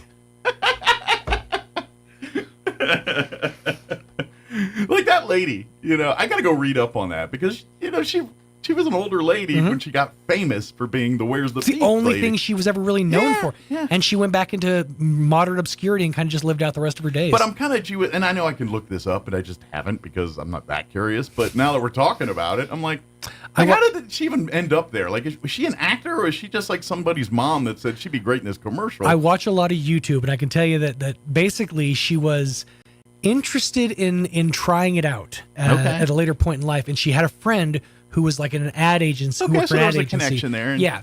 And that's the only thing she ever did. Okay. Like for fame. After that, she just That's kind of what I went back kind of was to. hoping and thinking. It was just, she lived her life and somebody dropped this on her lap, said, hey, you want to be in a commercial? It's like, yeah, why not? And it turned into, it went viral in the 80s. It's how my grandkids bought a house, so thank you. Yeah.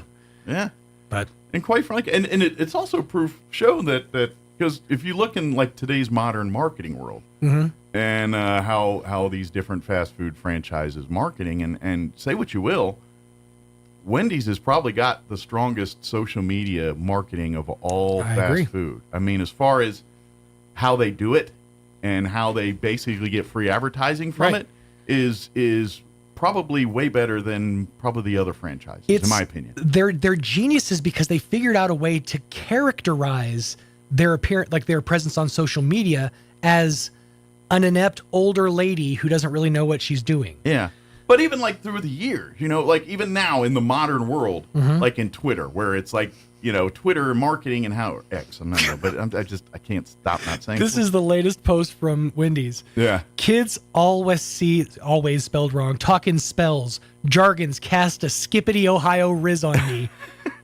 See? Say what you want, but that's attracting an audience to them that they may not get through, come to Wendy's and do the, or, now that like their TV ads are the fast food workers, kind of their little clique. You got the woman that's kind of the reasonable one. You have the couple dumb ones, and then you have like the really dumb one and the other, you know what I mean? They're great. I mean, these are so great.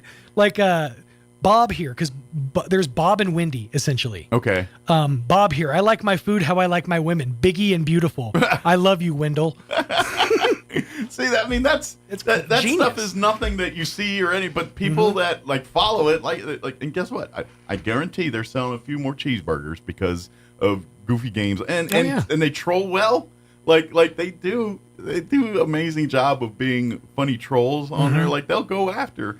I don't know how many fresh beef arguments you see Wendy's getting in with McDonald's and Burger King over there. It just makes me laugh because there was one. It was like somebody's like, okay, Wendy's, you can't tell me that your beef is never frozen, and then it was like, took a second to reply to that because you forgot that refrigerators exist, huh, buddy? It's kind of interesting, but the thing is too, it's like. And some do it because, let's face it, Five Guys, they do the same thing. Like, they don't own freezers. Like, that was a whole, like, they didn't sell shakes for years because they said, we're not going to do a shake until we make the perfect shake. And we didn't have any freezers. They don't own freezers in the Five Guys because, they don't, everything's fresh. But here's where it's different. They don't market like that. Like, Five Guys markets, like for instance, whenever, like, they hardly update the menu. And then when they do, it's like something good, but not like for example, like the shakes was a big thing for Five Guys to introduce. Oh, and sure. That was a big to do. But right now, Five Guys is in the middle of offering what they call a patty melt. Oh. They have now, basically it's their burgers, but on bread. They got a patty melt version. But they're marketing like a big deal, or trying to, but at the end of the day, I'm like, you're just telling us you have a patty melt. Right. Like the big innovation here is it's the same food, but instead of on a bun, it's on Texas toast. It's packaged different. But part of me is kind of like, yeah, but they made it sound like, and part of me is like, yeah, I want to try the patty melt. But other is like, it's gonna taste just like the burger, except for the bun will taste a little different because it's bread. But short of that, it's the same sandwich. It's pretty exact. It's the argument of Mexican restaurants all over again. Yeah. Tortilla with cheese, meat, and vegetables. It's essentially the same thing, just packaged differently. And to be honest, Five Guys, that's not. But they market different. Like, they're not touting the new sandwich, because that's not, come in and try the spicy buffalo green chili, habanero chicken sandwich. They don't make those things. Okay, speaking of, I saw something last night on, it was a commercial for Chick-fil-A. Mm-hmm. And I don't know if it makes sense to me. It's a new chicken sandwich they have. I think I know the one you're talking about. Go ahead. With pimento cheese and honey. It's not new. They brought it back. I don't know how I feel about pimento cheese on a chicken sandwich. As a fan of pimento cheese, same. I like it. Like I will tell you this right now. One of my favorite post-holiday sandwiches is a ham and or turkey and pimento cheese sandwich. That does sound delightful. It is. It is a great thing. So, to be honest, to me it sounds delightful. I don't know how I feel about getting pimento cheese from a fast food place. Mm-hmm. Like I feel like if I was going to make something like that, it might be good. Well, and now all fairness, Chick-fil-A's generally their food's pretty you get their mac and cheese or you get their. Now, granted, we live in a Chick-fil-A desert, so we got to drive out of town to get it. But when I do have it, you know, they have. I love their fries. I love their sides. Like it's all good. So I don't like if they're gonna put pimento cheese out. All right. Some other establishments put out some pimento cheese. I'm like, yeah, that's diarrhea city. Right. You know. Right. But Chick-fil-A's earned the. I think I'm gonna give them. You know what? I trust your handling process. I'm not gonna lie. When I saw it at first, I was part like, whoa, what's that about? And then the other party was like, I kind of want to try it. Mm-hmm. But this kind of I would absolutely try it if I have. And to be honest, this is the one thing. They have breakfast at Chick-fil-A. I never eat breakfast at Chick-fil-A because I've never been into a Chick-fil-A where it's breakfast time. Right. And for the life of me, that is my bucket list. I want to eat because they have a bagel, like a chicken bagel sandwich. They have a bagel sandwich. They have a honey butter chicken biscuit that is maybe one of the best things I've ever put in my face. Yeah, and I'm like, what? When, Lord, will I have this opportunity? When's going to be my turn, When's Lord? my time, Lord? This, talking about guerrilla marketing, this triggered something in my head. Back in 2019, I forgot about this until you mentioned it, Sunny D, the Twitter account for Sunny D, tweeted, and I quote, I can't do this anymore. That's it. Just, I can't do this anymore. Pretend to be juice? People were checking in like, you all right, bro? What do you mean, like pretend to be juice? Is that what they're saying? Sunny D, do you want to talk about it? Yeah. Are too many people choosing purple stuff? Yeah. Well, let's face it. So there's the world where people want real ingredients, Sunny D's kind of a handicap here a little bit. I mean, there is nothing juice about Sunny D. I'm sorry. It's straight up sugar drink. No, yeah. You taste like sunlight with sugar. It's basically if you think it's healthy, you're just nuts. You taste a little of sulfuric acid, but just with a hint of orange. Yeah, I got a feeling. Like I haven't done the science on this, but I think they might be even worse than Cokes. Oh, probably. Because they think they're getting something relative. Oh, it's orange. It's like orange juice. No, not really. Yeah, when you put drink after the word citrus, it's like you're not saying juice. Yeah, don't get me wrong. These are tasty beverages, but when you hear things drink or punch, they are not healthy. Right. Generally speaking. Yes. Just, sure. I'm sure there's some people, well, not my green kale. Okay, that nasty thing that you and two people will eat. Yeah, that's healthy. But most normal human beings don't want to touch that nasty. Right. The one juice my daughter will drink is Welch's kiwi strawberry juice. I've looked at the ingredients. Yeah. It has neither kiwi nor strawberry in it. Really? It's an amalgamation of like pear my juice. understanding is Welch's is more of a genuine juice product. It has juice in it. It's just not the juice that you'd expect. Juice-like. Yeah. Yeah, can you get 100% juice anymore? From concentrate, you can. Yeah. You but really no one wants think that about because it tastes concentrated. Yeah, it doesn't taste. It's just not the same. Like all right now. This is because I don't have kids and I don't generally drink these things. But as a kid, a staple in our house because my parents made us drink it was the frozen concentrate orange juice you buy in the freezer in the tube, in the can, and then you dump that tube of stuff in the pitcher and then mixed it with water and kept stirring until it finally defrosted. Is that still a thing? It's still a thing. I mean, I don't really do it that often anymore, but that's what I was like. I didn't know if that was a staple in households nowadays. It's like I don't remember people buying bottles of juice back in the day. Everyone was buying the concentrate. We had the Kool-Aid drawer. That's what we had. If you had a hankering, you'd break out the pitcher. Yeah. You'd open the drawer and there'd be just like a selection of different Kool-Aids because they were like $17 for $1. Yeah. Well, see, all our Kool-Aids came in those little packets. Like Grandma, Yeah. my grandma was the Kool-Aid maker. Mhm. Like my mom, we never had Kool-Aid. But my grandma usually had a pitcher of Kool-Aid going on because she was babysitting me and the other kids and stuff. And so... the proper recipe, by the way, is 1 packet of Kool-Aid, a little bit of water, and enough sugar to plant a parasol in, to be able to plant a beach umbrella in. That's the amount of sugar you need to make proper Kool-Aid. Yeah. I was just wondering, like, is that... Because now they come... Now, generally, you buy those little containers, kind of like the Nestle Quick. They not coming in the can, but that plastic screw thing, and, like, they have a little scoop, and that's how it's done now, right? Now, Yeah. I remember the little packets. Oh, yeah. No, you still have packets. They still have packets, too. Yeah, okay. Yeah. They've upped their packaging game, so to speak. By the way, Kool-Aid packets do not work like the pixie dust sticks.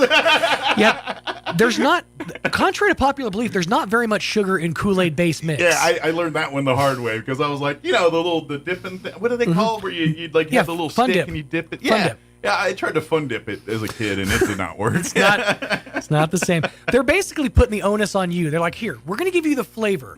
You can put a diabetic's worth amount of sugar in it if you want to. Sure. That's on you, mom and dad. So they basically put the onus on the parents. Maybe we should try sugarless Kool-Aid one day just to see what's going on there. Just put the packet in water. Oh, you mean colored water? Yeah, let's see what goes on there. No, thank you.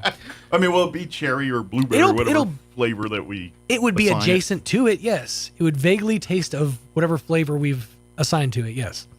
So can you make like with Splenda and stuff now? Is that like a thing? They have it with that, yeah. Okay. Not with like the zero sugar Although ones. I am not a fan of Splenda in drinks. Personally speaking, the one artificial sweetener that I don't like is Splenda because it leaves that aftertaste. I got... I guess because I'm old. Mhm. I'm old school when it's sweetener. Give me the pink stuff. Sweet and low, that's the one I go. When I... Tried and true. And people are like, it's going to give you cancer. It's like, yeah, eating steak would give me cancer. And I'm pretty sure if one day I decide to eat a dump truck of sweet and low at one time, then that might kill me. But I don't plan on doing that anytime soon. When I watched Breaking Bad, I had no idea what stevia was. It's spoiler alert. It's used towards the end of the series to kill off a main character, but it is also an artificial sweetener. It is an artificial sweetener. But when I went keto, erythritol and stevia were my 2 go-tos because they're very close to sugar flavor and they don't leave an aftertaste. I want to know why are the equal people so high and mighty? NutraSweet. I don't know. They got that NutraSweet money. Okay, That's why. is that what all I know is I go to that section of the grocery store.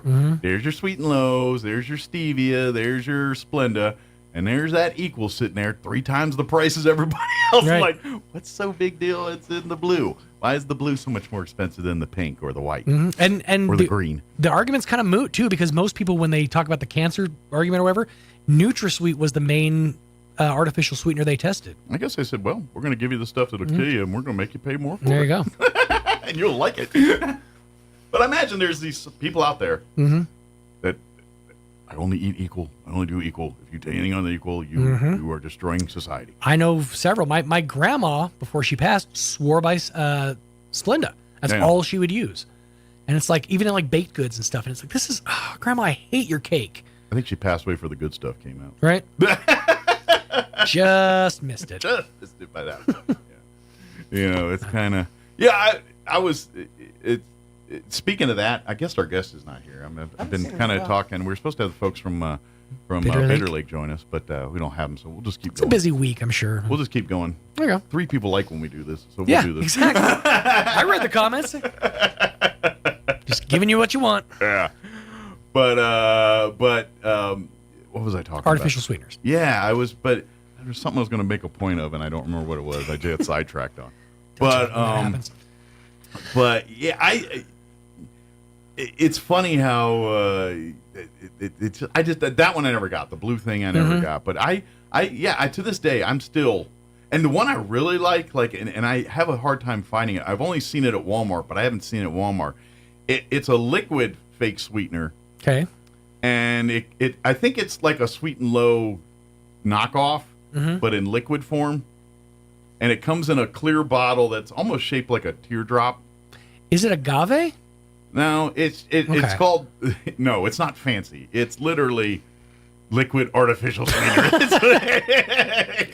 and They just diluted it for you, right, essentially. but it's perfect. And I used to always grab that, and I was like, oh, this one I'm gonna use my iced tea. I just, and then I'm good to go. No stir. But after I found the lovely thing, after about 3 visits of purchase of these, they stopped carrying them there, and I have not seen them since. So, and I looked in other stores, and no go on it. I'm trying to remember if I've ever seen a liquid sweet and low at any specific place. I don't think I have. It's rare, but it does exist. That being said, things that are pre-sweetened with artificial sweeteners, across the board, I can't stand. Have you ever had Zevia? Well, not to my knowledge. No. Okay, you would know. It's soda, but it's flavored with, or it's sweetened with stevia. Oh, is that one of these? Like, I've seen some of these new sodas. It's they're like trying to say $9 for a 6-pack. Yeah, that's the problem. Is like I see all these sodas and they're saying, "Oh yeah, they're no this." I'm like, that sounds delightful. Until you go buy one, I'm like, I don't have top shelf whiskey money to buy sodas. It's like, oh, cool, you sweeten this with balsamic vinegar? Great. And now financing is available for those who qualify. Yeah. But I do want to try one of those. Like, isn't there one that they claim tastes like Dr. Pepper? I think that's the Dr. Zevia one, which I've tried most of the Zevia line. They're not good. No? Like, okay. even when you break yourself of a soda sensibility, like you haven't had them in a long time, it's just, it doesn't scratch that itch. Yeah. Quite like a zero sugar does, you know? To me, the ice cream world is lacking there. Like, anytime you find your carb-friendly or any of those kind of ice creams, they're all disgusting. Oh, yeah. None of them, they don't look or feel like ice cream consistency. They don't, and they marginally taste some. It's really... See, and this is where... I really have a problem with those. This is where timing is everything. Because when I was keto, there was one brand of healthy-ish ice cream, and that was Halo Top. Okay. That's all you could get. And Halo Top's main thing was... It's like incredibly whipped, so it's there's like this much ice cream in the whole container. You go to pick it up, it's like you throw it because it's so light, it's lighter than air. Heavier, yeah. But now there's like Rebel Creamery. There's a ton of different ones out there that are actually really good. Yeah. And here's now don't get me wrong, I love a good Bluebell as much as the next person. Don't. But my go-to is literally that tub at Farmer's. The gallon now with the red handle. The chocolate ice cream in that tub is my favorite. And I make trips. I'm like, we got to go grocery shopping.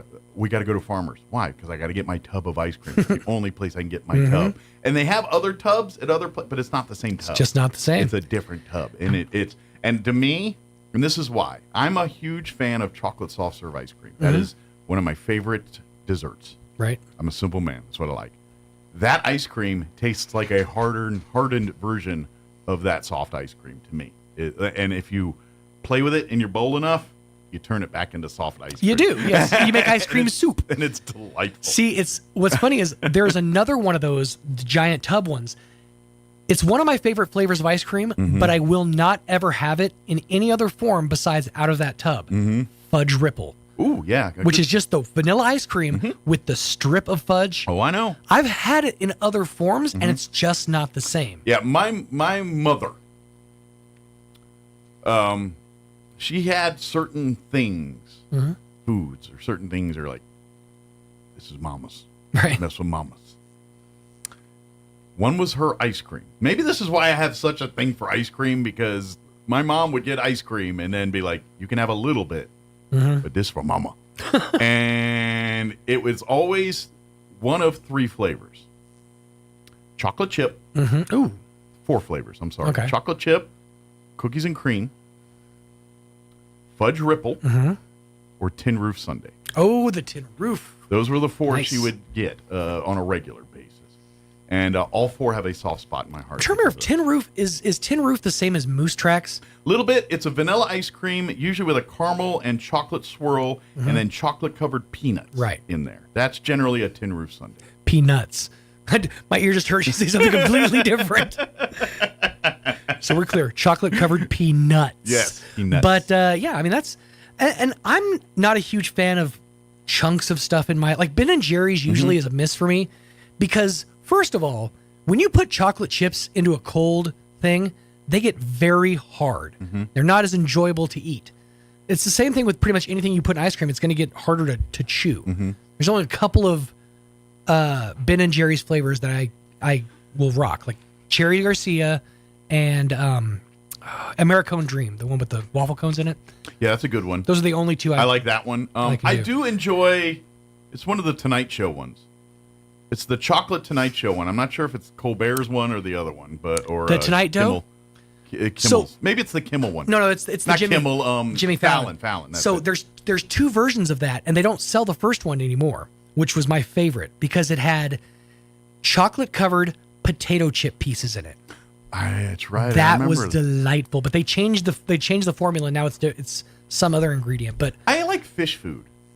That's the one that's got the chocolate covered pretzels in it. Yeah, and the little fish caramel filled fish. That one's things. right. I like that one. But generally, I like the ones that are creamier or have the swirl. Like the brownie batter one's a good one because it's not chunk. It's more batter. And so that's the thing is brownie sundaes. They look delightful. Mm-hmm.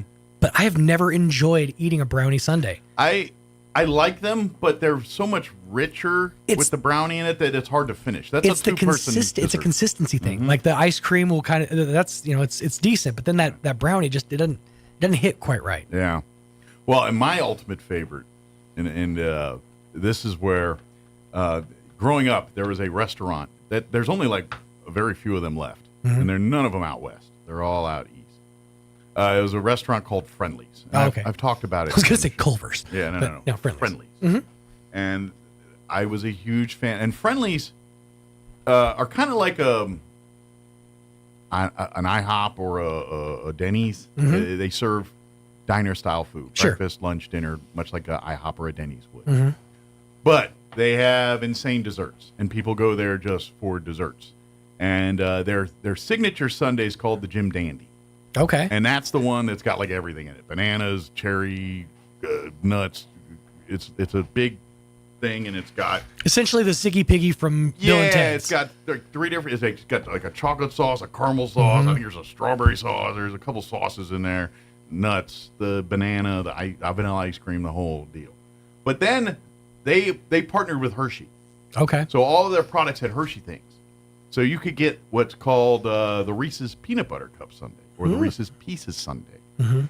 And the difference in the pieces and the cup one was the peanut butter cup sundae was chocolate ice cream with hot fudge and a hot peanut butter sauce, and then garnished with whipped cream, nuts, and a peanut butter cup. I'm never going to be a skinny man. And that sundae got me through childhood. I loved that sundae. It slapped, as the kids say.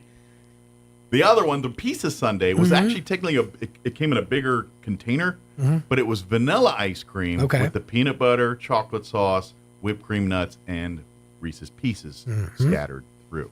They had an M&M's one. They had a Mr. Goodbar sundae that was really good, and they got big enough where you can buy their stuff in grocery stores. Like you can buy half gallons of Friendly's ice cream and some. I think even today, if you go to certain East Coast grocery stores, you roll up in there, you'll see some Friendly's ice cream. But they also carried what they called. I don't think they called them parfaits, but it kind of was. And in essence, they sold you these single portion ice creams, but it was kind of like those sundaes in a hardened ice cream form. So they had a Reese's one. It was like the chocolate. Obviously, it didn't have hot fudge and hot because it was pre-packed. And then they took the mini cups, like the mini peanut butter cups, like you get in the little bags, and they stuffed a few of those within the thing. Okay. And they were good when you couldn't go to Friendly's. It was like it's like methadone. It scratches the itch, but it's not hitting. When Boy Scout night was done and we walk over to the liquor store to get our soda and stuff, they'd have the Friendly's or the Hershey's. Remember those Hershey's? Like they'd sell the pints of Hershey's, but it came in the cardboard box like the half-gallon ones used to. Which can you even get those in cardboard box anymore? I don't think you can. But and they used to come in that way, and they were impossible to eat. You know, unless you're a kid and you don't mind doing what we did was you open the box and just stuff your face. Your face in that bad boy. When you get a little parched, you reach for your tiny can of Donald Duck orange juice, crack that bad boy open, and have just a sip. That's all you need. And then you go up to the counter while you're staring at that giant jar of pickled pig feet. So ours was eggs, but same basic concept. There was an egg one, but it was on the counter behind with the little mini bottles of liquor. I guess in this neighborhood, the pig's feet were more popular, so they were sitting on the front counter. I see. I never saw anyone actually get one ever, but they were there. Of all of the things that I would draw a line, I feel like pickled pig's feet is my line. Like, I've had a pickled egg. They're not great, but they're not bad. Pickled. I've had a pickled egg. I this was when I was 18. I worked at a restaurant, and there was a guy there, older guy. You know, that guy, like the Waiting movie. I was like the young busboy, 16-year-old, and then this guy was like the dishwasher, 30-year-old, you know, grizzled veteran at this point. Right. And he was the guy that was all about pickled eggs, and he would literally buy that big old barrel of pickled eggs and bring them to work. You want one? And I tried one time, and I'm like, you eat these regularly? And he would eat them like M&Ms, man. And I'm like, he's probably dead by now. Oh, I'm sure. Well, then again, maybe the preservatives. Maybe he's pickled. Maybe he's just petrified, sitting in a rocking chair somewhere. Yeah, he's just well pickled, but I don't know. It's 8:46. I should play some commercials. We ran. Let's do this. Let's play weather, quick commercial break, some news, and we'll come back and chit chat for a minute, and then play some more commercials, and then we'll go to the top of the hour and do all that. It is 8:46. Here's your weather. Quick break. We'll be back. I'm meteorologist Steve Hamilton with your Pecos Valley weather. Some showers and thunderstorms will be a possibility over the next couple of days. We will be getting plenty of sunshine today, though. Mid-80s on the afternoon high. Maybe some showers with a cold front dropping in later on today. Scattered showers and thunderstorms overnight will drop into the mid-60s, and then a few leftover showers coming up on Friday, but some sunshine as well. Will be in the low 80s. That's your latest forecast. I'm meteorologist Steve Hamilton.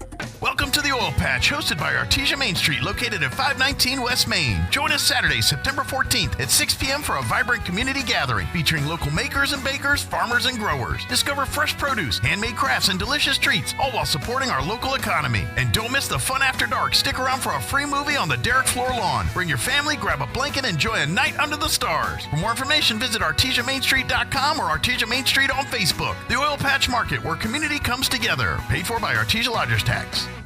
You've heard of a Four Seasons room, but have you heard of a Four Seasons window? Jennifer here from Trustmark Roofing and Windows. It might surprise you to learn many windows are built to handle only the cold or only the heat, but not both. In Southeast New Mexico, one or the other doesn't cut it. That's why Trustmark windows are built to handle our Four Seasons climate, the scorching summers, the bone-chilling winters, and everything in between. Special glass coating blocks extreme UV rays. A stout frame prevents warping from the extreme weather changes, and insulated glass is like putting your home in a giant styrofoam cooler in the winter and keeps cold out and warmth in. And in the summer, it keeps heat out and cool in. For our Four Seasons weather, get Four Seasons windows. Call today for your no-obligation spring window assessment, 575-755-7663, or visit TrustmarkRoofPros.com. Trustmark Roofing, we put people first. Eastern New Mexico University is proud to announce our newest offering, a Master of Social Work degree. This 100% online, affordable master's degree has 3 concentrations: clinical, clinical military, and children, youth, and families. This online master's degree is perfect for the working professional, as you can earn your degree on your own time with our flexible online courses. For more information, visit www.enmu.edu/MSW. Eastern New Mexico University, student success. That's what we're about. Now for your Pecos Valley News Update, I'm Jared Cirillo. Former Carlsbad City Administrator Steve McCutcheon Sr. has been named interim Eddy County Manager. James Bowen, the chairperson of the Eddy County Commissioners, says McCutcheon will step in on a temporary basis for Roberta Gonzalez. Gonzalez has gone back to her original job of Eddy County Finance Director. Gonzalez announced her intent to step down from the administrator job last month after serving about 18 months. Bowen says the county has been unable to find a replacement for Gonzalez, so it was only fitting that she return to the finance director role full-time. As autumn officially begins in late September, the splash pads at Pocorn Park and Carpenter Park in Roswell will wrap up their summer season September 30th.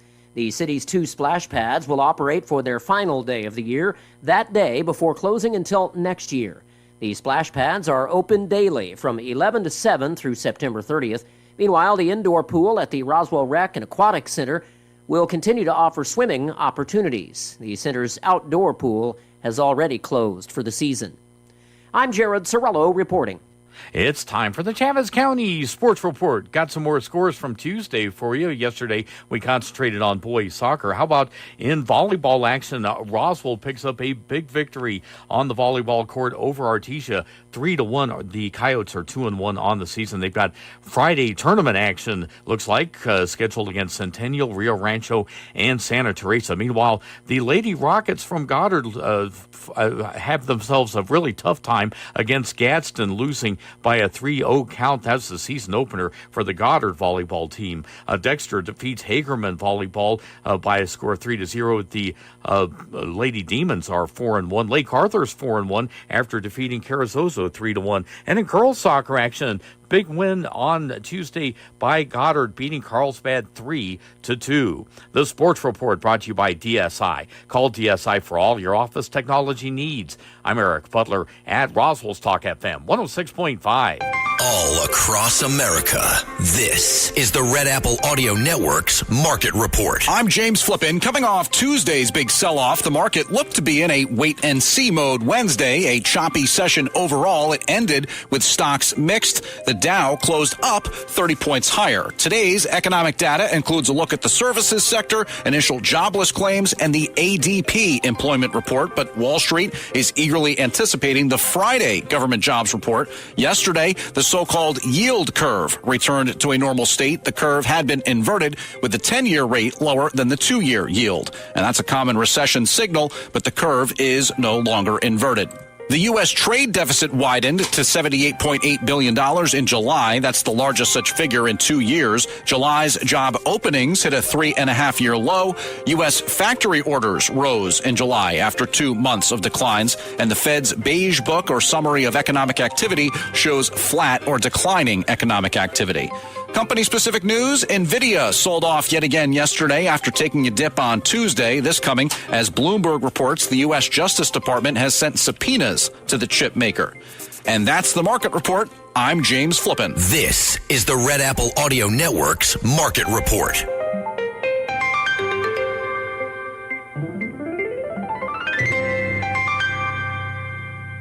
Hey, Judge Janine here. You've heard me talking about Byrna. Listen to this story from John. John Kennedy was napping on his couch between shifts when a large intoxicated man broke through his door. John used a Byrna hidden in his couch to take the man's knees out, incapacitating him until police arrived. The New York compliant kit does not require a background check and can ship directly to your home. Visit Byrna.com/Janine now and you'll get 10% off your purchase. Just know Byrna products cannot be legally purchased or used in New York City and Yonkers. This product may only be used for emergency self-defense purposes or to train. Please be trained for use accordingly. Artesia General Hospital has welcomed cardiologist Luther Weathers to the team. Dr. Weathers is board certified with a subspecialty in cardiovascular diseases. He treats patients with genetic heart defects, heart rhythm disorders, heart failure, coronary artery disease, chronic high blood pressure, and other cardiovascular diseases. Call 575-736-8270 to schedule your visit with Dr. Weathers in Artesia or visit artesiageneral.com/cardio appointment. Se habla español. The need to grow past our basic capabilities and experience the impossible will forever keep aviation technology evolving. Within the Aviation Maintenance Technology program at ENMU Roswell, students thrive knowing that the faculty and community are supporting their success. ENMU Roswell is dedicated to empowering students through hands-on skills training in a nurturing environment. To learn more, contact us today. I'm meteorologist Steve Hamilton with your Pecos Valley weather. Some showers and thunderstorms will be a possibility over the next couple of days. We will be getting plenty of sunshine today, though. Mid-80s on the afternoon high. Maybe some showers with a cold front dropping in later on today. Scattered showers and thunderstorms overnight will drop into the mid-60s, and then a few leftover showers coming up on Friday, but some sunshine as well. Will be in the low 80s. That's your latest forecast. I'm meteorologist Steve Hamilton. Here's a Mornings with Mike Winters fun fact. A group of 12 or more cows is called a flink. If you have only 11 cows, that's called a lot of cow pies. Here's Mike Winters. And good morning. It is 55 minutes after 8 o'clock. Got a few minutes for top of the hour news. But we missed our guest today, but Dragonfly Festival is this weekend. Yes, indeed. They're going to start off tomorrow night, actually, with I believe at 6 p.m. they're going to have a Dragonfly Talk. And then after that, weather permitting, of course, will be a viewing party with the Astronomy Club out there. And then Saturday morning, everything gets underway. They'll start the early bird tour at like 6:30 in the morning. The other tours start. Everything else gets underway about 8 o'clock out there. And then it goes all day. They're going to have dragonfly tours, wildlife tours going on. There's only the one early bird tour at 6:30 in the morning. I think it might be booked too. Things are getting pretty booked. Like I said, we've been telling people for weeks to book they're all free to sign up, but they do fill up fast. If you go to friendsofbitterlake.org, you'll see a phone number to call. Yep. And you call that number and you can reserve one of the tours. By the way, they're also doing tours on Sunday. Oh, okay. Some dragonfly tours on Sunday till, I think, start about 9 till about 1 o'clock or so. Okay. On Sunday So as well, too. you'll have a chance even if you don't make it on Saturday. But on Saturday is going to be all the main events. They're going to have the butterfly release there, which you can sign your kids up for that at friendsofbitterlake.org as well. That's free also. They're going to have the fishing pond out there. Hunting and Fish will have all their stuff out there. Scouts will have stuff. A lot of other nonprofits will have things going on out there, too. So Saturday's kind of the party day with all the activities. But Dragonfly Festival technically gets underway tomorrow night. So, but I was going to say, friendsofbitterlake.org is the website. Yep. Go there and read and sign up for everything. Yeah. Friendsofbitterlake.org. It's going to be a real hotbed of activity. Yeah. I wanted to ask, okay, this is sort of Dragonfly adjacent. All right. I've thought about this the last few days and going and picking up my son and coming back here and stuff. There's a spot in Roswell. I've been in Roswell for most of my life, so I know pretty much all of Roswell. Sure, you're pretty well-versed. There's one spot in Roswell that I've really never thought that much about until just recently. Okay. So between where the Wool Bowl is and where area, it's right next to where the train tracks are. And the reason I've thought about it the last couple of days is because we're on the tail end of cicada season, and that area is just going cicada crazy right now. Oh, is it? I didn't know like we you had could hear it cicadas from out 2 here. or 3 blocks away. Has anybody ever gone in there? Like, what's going on in this forested area? I feel like people that were born and raised here and born and raised in that area, kids, right? That's your Shangri-La. That was probably like their stomping grounds. Yeah. But like nowadays, what's happening in there? I every time I see like a forested area, I'm like, because if you drive by like the orchards, if you're not really looking, you're not going to be able to see that there's a property back there. There's a house back there. Right. Like if you're not really paying attention. So I'm like, is there like does some real reclusive dude just have a house in there? Is that like Roswell's like Howard Hughes? He's just in there wearing tissue boxes for shoes. Maybe it's that witch that Hansel and Gretel keep going to visit in the forest. Yeah. Maybe there's just a shack with a cauldron. Just one giant cooking things. One giant cooking pot. I hear that she'd love to have you for dinner. Yeah. Actually, what I hope it is Goat Boy. And like there's a shack, and then there's like some centurion dude, half goat, half a man. Like part of me wants to like suit up and just venture in there, but what am I gonna find? That's the thing. Is it gonna be like like homeless Rufus just like waiting there for me? Go in there and just take your camera and see what you run into. You might have a viral YouTube. I feel like that's our suicide forest. There you go. You become Roswell's Logan Paul. That's right. Or maybe you go in there and it's like an old theme park and there's like old merry-go-rounds and everything in there. I'm gonna have to wait till it cools down. Covered over by jungle. I might go wandering in there just to see what's going on. Yeah, that would be fun. Mm-hmm. Well, let people know when you do, just in case you'll come back. Tell people before you go. If I don't make it back in 15 minutes, wait 15 more minutes. Order a pizza. I'm going to be hungry. All right, it is closing in on 9 o'clock. Crystal Noble with the Humane Society going to join us next hour. Stay tuned for that. Town Hall News coming up next. We'll be back on the other side of news. You're listening to 106.5 Roswell's Talk FM, KEND, Roswell, New Mexico. We'll be back on the other side of the news. Please don't go away. Stay tuned. Por favor. News this hour from townhall.com. I'm Rich Thomason. Israeli Prime Minister Netanyahu says Israel must keep open-ended control of Gaza's border with Egypt, and he says that agreeing to a ceasefire in the aftermath of the cold-blooded murder of 6 hostages by Hamas would be a huge mistake, telegraphing a horrible message to the terrorists. I'll tell you what the message is. Murder more hostages, you'll get more concessions. That's not only illogical, it's not only immoral, it's downright insane. So it's not going to happen. Netanyahu faces intense pressure at home and from abroad to agree to a ceasefire. Winder, Georgia, is a community in mourning, grieving the loss of life in yesterday's school shooting. The attack at Appalachia High School left 2 students and 2 teachers dead. A vigil last evening for the victims and their loved ones. 11th grader Landon Culver was there, and he was in the school when the gunman opened fire. I was walking out to get water, and I heard gunshots, and I heard bullets going, by my head. So I ran back in class, and I yelled, hey, there's a shooter, they're shooting out there. And so I locked the door, and, I just got, towards the back of the class, and we cut the lights off, and we just waited. The alleged gunman, 14-year-old student Colt Gray, surrendered when confronted by an armed school resource officer. The suspect to be charged as an adult with murder. He was on law enforcement's radar. He and his father had been interviewed last year by police. Citing what he calls her infectious laugh and wearing a broad grin, Russia's Vladimir Putin has endorsed Kamala Harris for president. This comes one day after the Biden Department of Justice filed charges alleging Russian election interference.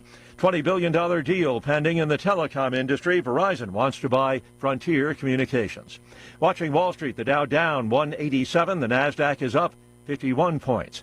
More on these stories at townhall.com. Everybody wants cheap airfare, but where do you find it? You call low-cost airlines. Their prices are direct from the airlines, and they're so low you can't find these fares published anywhere. They specialize in cheap flights, discount hotel rooms, cheap car rental rates, and great package deals anywhere around the world. Wherever you want to go, they can help you get there cheaply and with a best price guarantee. If you want the lowest prices on your airline tickets or other travel services, call now. That's right, call. That's the only way to get these rates. Experts are standing by 24/7 to get you the cheapest airfare and hotel rates available. So don't wait. Call right now for the lowest travel prices anywhere and for great last-minute travel deals too. Call 866-755-5300. That's 866-755-5300. Again, that's 866-755-5300. Call us right now. SalemNow.com. Haiti descends deeper into chaos with widespread blackouts. Haiti's state electricity company said the incident happened on Monday when a group of people attacked the compound just outside Port-au-Prince. They were protesting against frequent power cuts in previous days. The attack happens ahead of a visit by the U.S. Secretary of State, Antony Blinken. He's expected to meet the Prime Minister, Gary Conille, and members of the Transitional Council who've been trying to restore order since the new government was formed 3 months ago. The situation has improved following the arrival of a multinational force led by Kenyan police in June, but the extent of the crisis is overwhelming. The BBC's Leonardo Russia.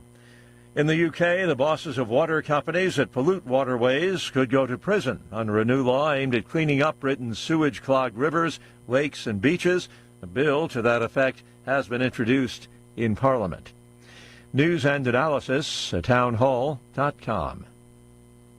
New poll finds that voters think Vice President Harris cannot separate herself from President Biden's record. While Kamala Harris is now disavowing some of President Joe Biden's unpopular policies, most voters say the vice president shares the blame for his failures and shares credit for Biden's successes.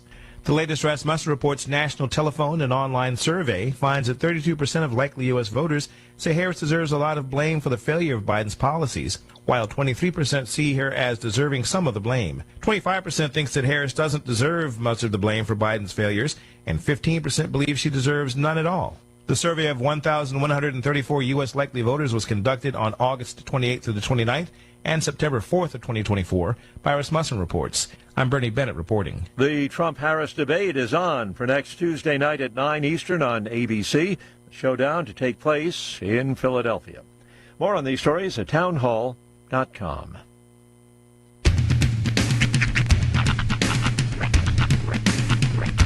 What in the wide, wide world of sports is going on here? I promise you, whatever scum did this, not one man in this force will rest for 1 minute until he's behind bars. Now let's grab a bite to eat. Yeah, come on. I feel the hot wind on my shoulder and the touch of a world that is older. I hit the switch and check the number. I leave it on and then I slumber. I hear the rhythm ringing through it. flamenco guitar and cumbia music. I hear the talking of the DJ. The travel listen, what does he say? I'm on a Mexican radio. I'm on a Mexican world radio. Broadcasting live from high atop the J.P. White Building in downtown Roswell, New Mexico. It's Mornings with Mike Winters on 106.5 Roswell's Talk FM. Is that what I sound like when I talk? Now, here's your host, Mike Winters. And good morning. It is 6 minutes after 9 o'clock. Welcome to hour number 3 of Mornings with Mike Winters, right here on 106.5 Roswell's Talk FM. Buenos Thursday. See, we made it. I can't stick around too long. I'm working on something else, but I would be remiss if I did not mention happy birthday to Jocelyn. Oh, it's Jocelyn's That's right. birthday? Jocelyn's birthday. I believe she's 28 Jocelyn. today, Jocelyn. You should come in here. 28, 29. I just elicited a loud laugh from the other room. So, 39? Happy birthday today. We'll go with 39. Happy 35th birthday. There you today. go. Happy 15th, 35th. Again. There you go. Well, happy birthday. Hope that you got any plans? You gonna go party or blow up the town somewhere or do something? She's gonna go blow up a grain silo. She's been doing so much good lately. It's time for a little evil to balance things out. Let's see. Today, of course, we serve tonight, so I'll still be there. So she's working. Yeah. She's out there giving to us on her birthday. But Saturday, we have something going with Mr. Sean and everybody. Little shindig. Yeah. As I mentioned beforehand, when you let your friends know what your hobby is, it becomes your job at parties. Yeah. So I specially requested Sean to do his bartending thing on Saturday. Okay.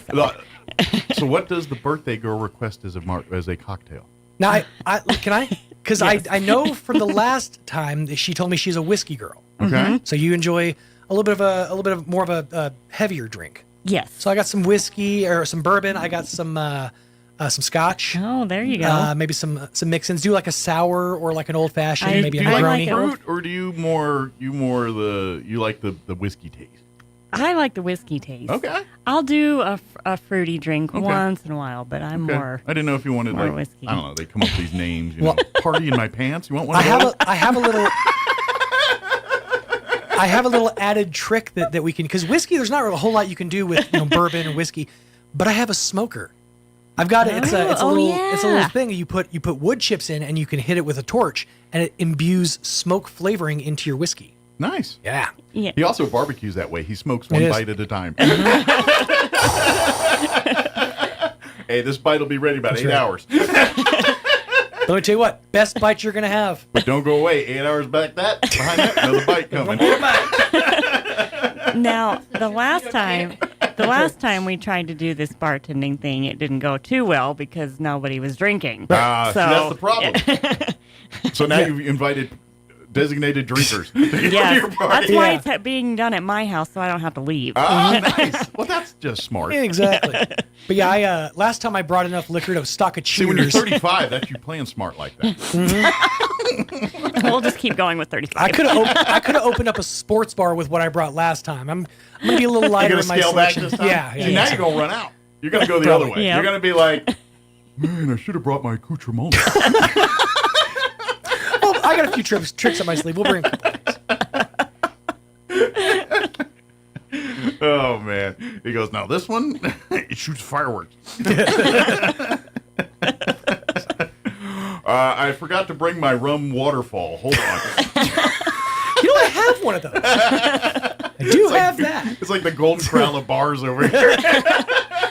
I'm trying to find the perfect bar table for him. So we'll do it up on Saturday. Nice. It'll be fun. Nice. It'll be good. Do you have umbrellas?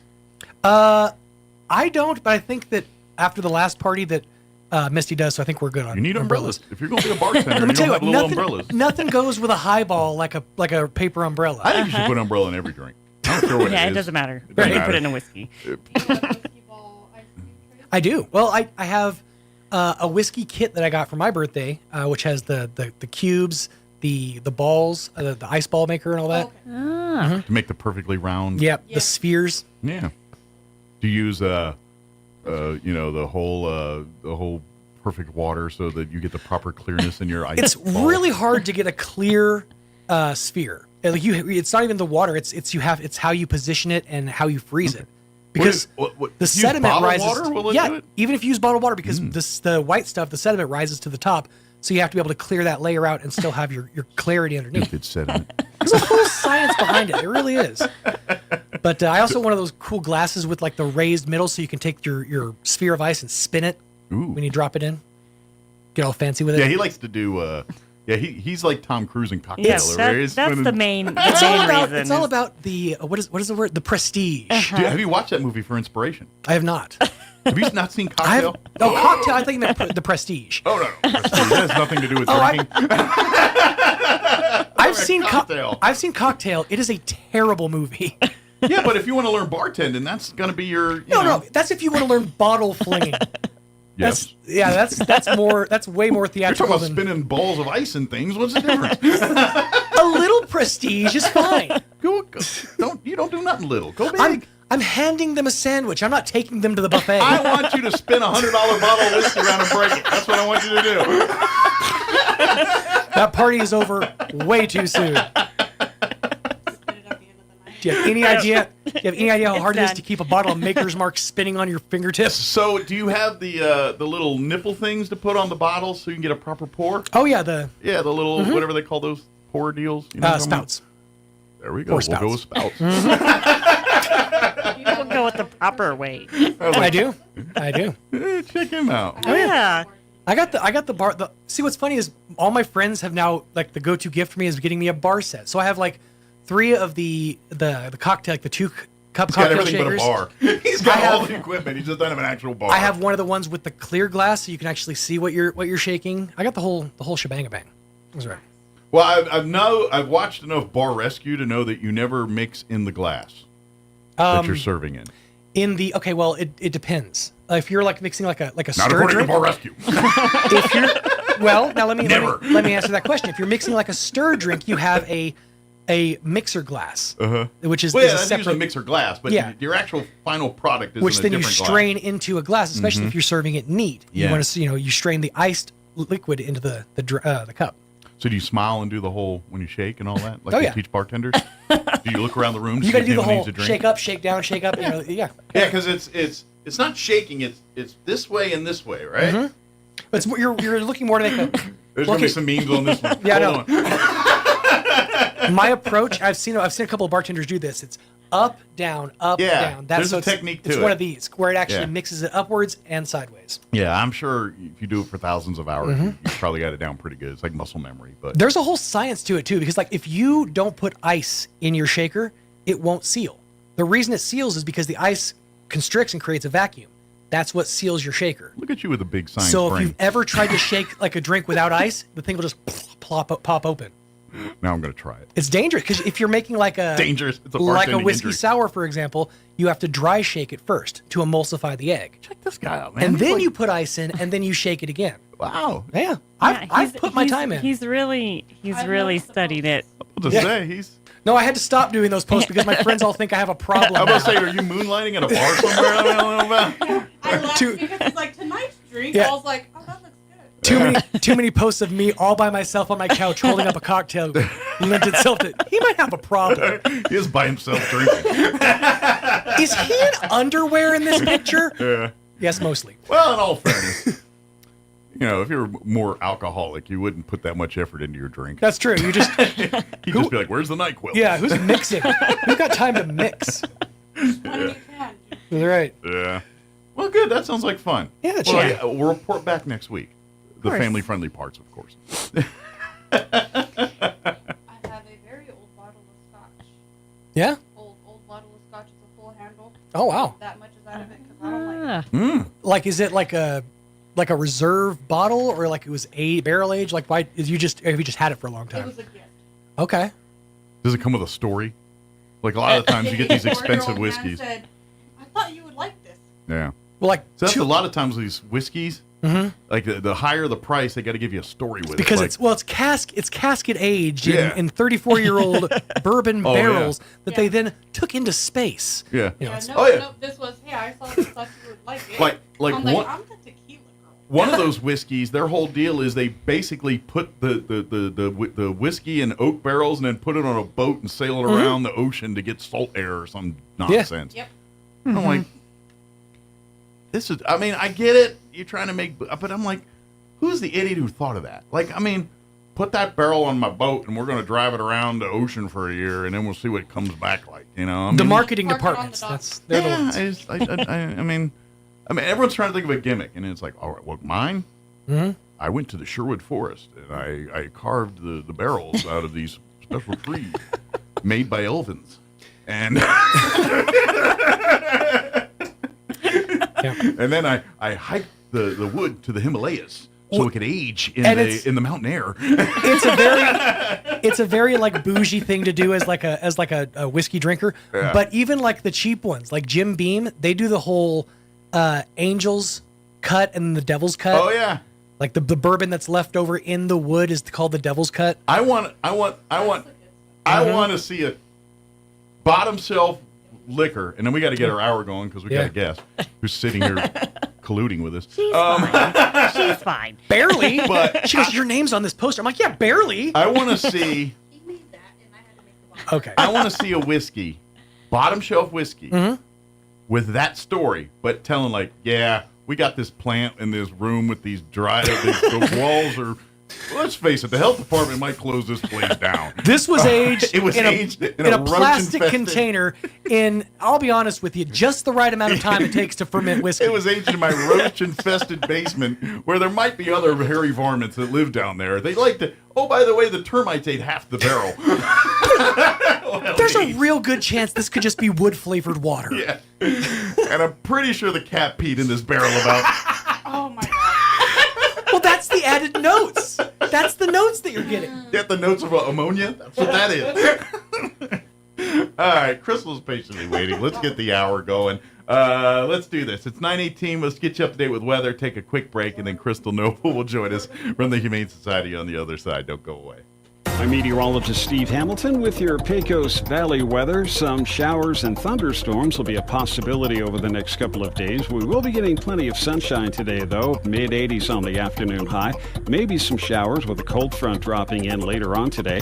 Scattered showers and thunderstorms overnight will drop into the mid-60s, and then a few leftover showers coming up on Friday, but some sunshine as well. We'll be in the low 80s. That's your latest forecast. I'm meteorologist Steve Hamilton.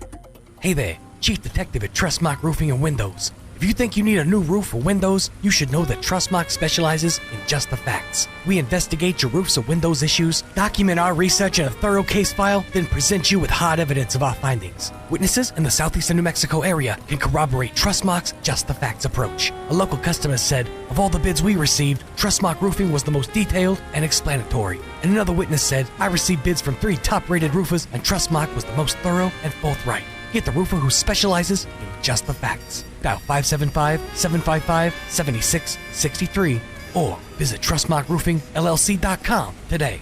But you didn't hear it from me. Jennifer here at Trustmark Roofing and Windows. At Trustmark, we're all about our customers, and that is because we have some of the best people in the world at our company. Call now and ask about our special offers. 575-755-7663. Trustmark Roofing, we put people first. As we start off a new school year, it's important to remember how important children are to God. 2 of the first songs many of us learned as kids were Jesus Loves Me and Jesus Loves the Little Children. The following story is told about Jesus during his ministry. It goes like this. People were also bringing babies to Jesus for him to place his hands on them. When the disciples saw this, they rebuked them. But Jesus called the children to him and said, Let the little children come to me and do not hinder them, for the kingdom belongs to such as these. Truly I tell you, anyone who will not receive the kingdom of God like a little child will never enter it. See, Jesus wanted to spend time with children, to bless them, and he wanted us to learn lessons from them. Being like Jesus means caring for the well-being of children, all children. At Country Club Road, we love our kids, and your kids are our kids. So bring your family and join us as we do our best to know Jesus better. Join us at the Country Club Road Church of Christ for worship at 10 a.m. on Sunday, located on the corner of Country Club and Washington in Roswell. If you plug your nose, you can't tell the difference between an apple, potato, and an onion, unless you open your eyes. Here's Mike Winters.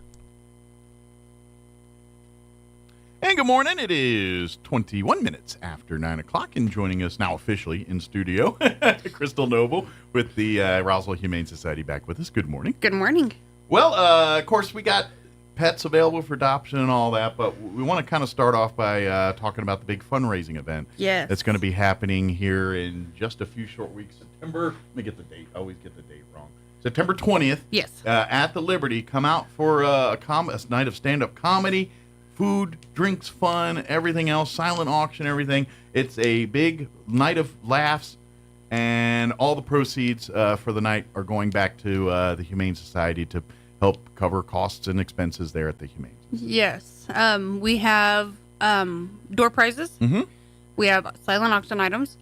So if anybody who's familiar with the Liberty, you have your big room, and then there's a small room that's off to the left. Mm-hmm. That's where we're going to set up the silent auction items. In the small room. In the small room. Gotcha. So, people can, walk through, look, place their bids, whatever, go sit down, have another drink. Sure. And plus you can eat. do it, like, say if you get up during the show, you're not interrupting things per se. Right. You can go over there and make your bids and do what you got to do. Yes. Sean is going to be the opening comedian. Sean will be stand-up. opening, yeah. Our very own Sean Smalls. Our very own Sean Smalls. Mm-hmm. And then, of course, Clay Foley is the headliner. Clay is a stand-up comedian, obviously, but his prior life, he kind of worked as like a animal cruelty investigator, kind of like animal control officer type scenarios, and obviously he saw a lot of stuff in that job, and so he's taken his comedy and turning it into an opportunity to help this way. So he's paying his bills by telling jokes, but he's put this angle that he goes around communities doing this very thing and helping raise money for places like the Humane Society. So in all honesty, the only money that he has asked for is just reimbursements for travel and lodging to cover his costs. So he's not making any money on this. He's not making any money. He does it fully out of profit for the rescue group that he's picked. Maybe he's got a good retirement from that former job. Maybe. He's all the way in Illinois, and he's traveling here to come and do a show for us, and then he'll be hitting Midland or Odessa the Saturday after he does us. Excellent. So if you have friends in that area, tell them to go out there, support the because again, you're supporting the local animal organization there in that town. Tickets can be purchased on theliberty.com. And so it's thelibertyinc.com. Yeah, sorry, the Liberty Inc. Yeah. If you go on our Facebook page, we have the QR code that takes you right to directly to that link on there. To the link. Okay. You do not need to be a member to purchase tickets for this event. And by the way, anytime there's concerts at the Liberty, you do not need to be a member. Members, there is privileges for being a membership, but the concerts is up to the public. Yes. They have special nights and things just for their members, but events like this are to the public, and the public is invited and encouraged to come participate. There are. Yeah. We have several really cool silent auction items. We've got we're just going to call the first basket date night, makeup, kind of doghouse. Get out the doghouse. Get out the doghouse basket.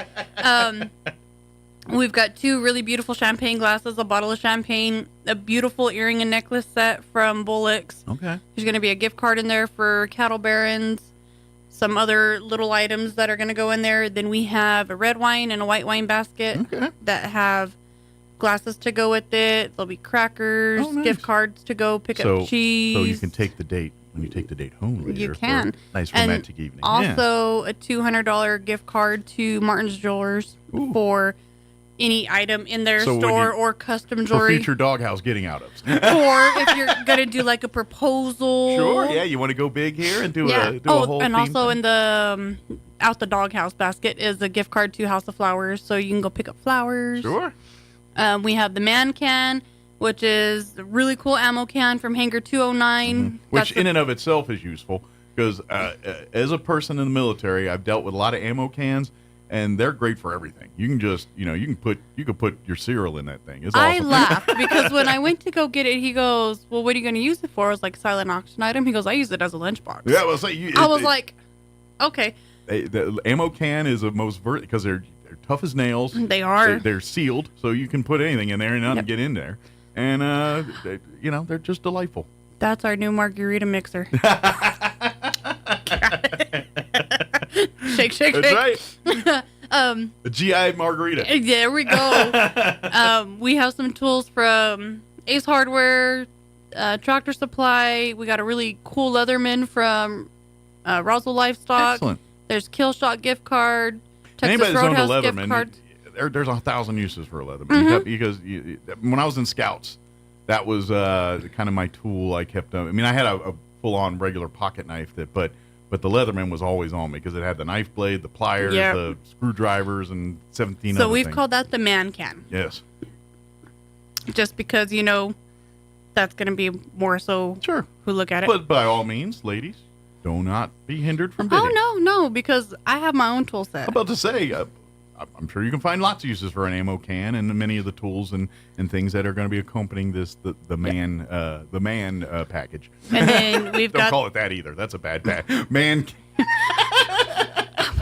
the man can. Yeah. I don't know. That's the only thing that stuck. So, Yeah. and then we have the game night set. Okay. So we got a 400-piece poker set. Oh, nice. Where it's got the cards, the chips, everything for all poker. Now you're getting back into Dude Can again. Well, we're calling this Friday nights. All right. And then we got a bottle of bourbon. Nice. We got bourbon glasses. We got whiskey stones. There's going to be gift certificate for Dion's for pizza. Nice. I'm picking up cigars from Phillies. Very good. And that's just going to be So game night, yeah. Friday night light. Oh, not Friday night lights unless you go to high school football. But That's right. this will be Friday night poker night. That's right. We have the 2 paintings from Greg. Yeah, beautiful paintings. We have- You might have seen them if you look at one of our previous shows. Mhm. They And I displayed them have there. Greg's posted them on his page, Facebook page, tagging the event, showing Yeah. this is what he's done for us. And trust me, I know Greg can get money for his paintings, so those are worth some money. They are. Yeah. The wolf one is valued at $2,000, and the buffaloes were valued at $1,500. Yeah, he gets he's a legit artist and he gets paid for his art because it's legit art, and that's so Yes. you're getting a very valuable piece if you bid on that. We have 2 posters and 2 baseball caps from Mind That Bird that are signed by all 5 people. Cool. And then whatever the historical society's bagging up for us. That'll be what we're putting together is a book package. A lot of local authors and books. John LeMay, Donna Blake Burchell, some of those books. I think we're going to throw a Peter Hurd print in there, which those are pretty valuable because the Historical Society is one of the few places you can get those. The Wythe Hurd family was very generous and donated those to say, Historical Society, we authorize you to give these and do as you need to see fit for fundraising and whatever purposes. And so we have, I think, about a half dozen different style of prints that from them. So we'll probably include some of those in there too. So yeah, it'll be a nice little basket. Probably have all said and done, probably a couple $100 worth of stuff in there. So yeah, it'll be good. So we've got individual like designer purses. We got one from Roswell Livestock, one from Big R. I know I'm missing something, but we always do because there's so much. I know, and this has been like my entire You've been living, breathing, yeah. It's been living, breathing, making, communicating, texting, calling, emailing. It is a very big deal to put an event together like this. It is. It takes a lot. It's a Herculean effort, and I'm guessing, you have a little help, but you're probably doing most of this by yourself. So I mean, I'm sure you got a few people that are moving some mountains for you, but. Harley Davidson stuff. Oh, got some Harley stuff. We Cool. do. Okay. So, Champion Motorsports put together a dog bucket, and a cat bucket. Okay. Yeah, so I know the Champion folks are big fans of animals over there. They are. So we got dog collar, leashes, dog toys, big, huge Harley blankets. It's all kind of Harley-related dog and cat themed stuff. Cool. Yes. So it covers the bikers and the pet lovers all in one It basket does. right there. So good deal. when you see the biker with the dog that's got the goggles. Some of that stuff. Some of that stuff. Ooh, I hope we see an influx of dogs with goggles on bikes. Or cats. The cat ones are cool too. I've seen a few cat ones. I like the ones that they got the cat bubble that sits on the back and where the cat just all la la la la la. And I love it because each of these animals know and do it. Like, you know what I mean? Because every time you see them get up on the bike, the animal's always like, "Oh, let's do this," and they're so willing participants in it. Yes, I love that. It makes it so cool when they do. I mean, obviously safety and stuff, but when those people well versed and well trained on this, and the dog's very, it's some people always like, well, trust me, they've been doing this for years. They know what they're doing. Let them have fun. Yes. So we have that event on the 20th. Yes. But please get your tickets. You can get tickets right now. Again, thelibertyinc.com is the website. Yes. Or if you go to the the Humane Society's Facebook page, and scan the QR code there on the wall there, you can find it. Yes. The Monday before that, Texas Roadhouse has decided to do the Dine to Donate night for us. Yeah, Monday the 18th of September.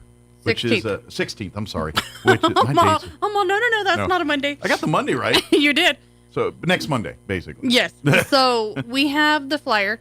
We're going to have it put in the newspaper as well, so that way, because you need the QR code. Or not the barcode at the bottom. Yes, that's less advanced, less techie barcode, not QR code. When you go, it's from 3 p.m. to 10 p.m. on Monday the 16th. Mm-hmm. You have to have the code for them to scan. Yeah. But generally, if you bring this flyer with you, yes, or bring a digital version of the flyer with you, like if you got a copy on your phone or something, show your wait staff that flyer, and what happens is 10% of your meal cost goes back to the Humane Society. It is. And so there will be Monday Night Football that night. Oh, yeah, it's a Monday night game. Yeah. First Monday night of regular season. First Monday night game of regular season. Mm-hmm. It is also our receptionist's 20th birthday. Oh, wow. So, I'm making her go so she can ride the saddle. Yeah, she's got to do a little birthday. Bring Jocelyn with you, too. She's I know, I already told her. No. That's what we were in there talking about when I thought I was late, because Sean left. I was like, uh-oh. Yeah, no, you were early. But yeah, so please, again, if you go to the Humane Society's Facebook page. Yes, it's on our Facebook page. You can find a copy of this flyer. It'll be in the newspaper on the 15th. Mm-hmm. We're also having the comedy show with the QR code coming out in the Sunday paper, too. Okay, so you can find that there, too. So you can find that there, too, if you're not able to. But you don't have to wait and get online and do it right now. No, you can go do it right now. Yep. The faster you get your tickets, the better, because they want to be well-staffed for that event. They want to be prepared. And we want to have as smooth of a functioning event as possible. Yes, I know, because I've been seeing and doing shows in this town for a many a moon now, and we are the land of manana. People wait till the day or two before the event to start, hey, where can I get tickets for that? You're going to do that again, and we know that. But get them now. If you could be a little proactive here and say, you know what, let me go this week. Go on to libertyinc.com or go to the Facebook page and scan the QR code. Let me lock down my tickets, get that done, order my meal, do my thing, and then I'm good to go and ready, and just show up that Saturday night ready to have a good time. Yeah, Saturday night, 6, doors open. We'll have the silent auction, everything set up, so you can start just looking around, getting something good in your system. Mm-hmm. So that way when Sean comes out. Will you have a donate box there? People just want to drop cash off and stuff. So that way maybe you're like, well, I don't really want a basket, but here's $100. Throw it in the thing. So, and then we also have some merchandise that we're going to be selling too. Roswell Humane Society t-shirts and coffee cups. Get some swag, some Humane Society swag, exclusive Humane Society swag. We did not order a whole lot of shirts just because we know there's a variety of people that might not like the logo on black or don't like black shirts. So if you want to place an order for a shirt, we can take orders at that time too. Customized, colored, or whatever, something that suits your So taste. if you want like a gray shirt and you want it in a specific size, we'll take orders for that. But although in the collector's world, the limited number of the ones we got now are going to be the more valuable ones. I'm just saying. True. Of course, you get a unique one, but then you're like, well, but I only got there was only 100 of these.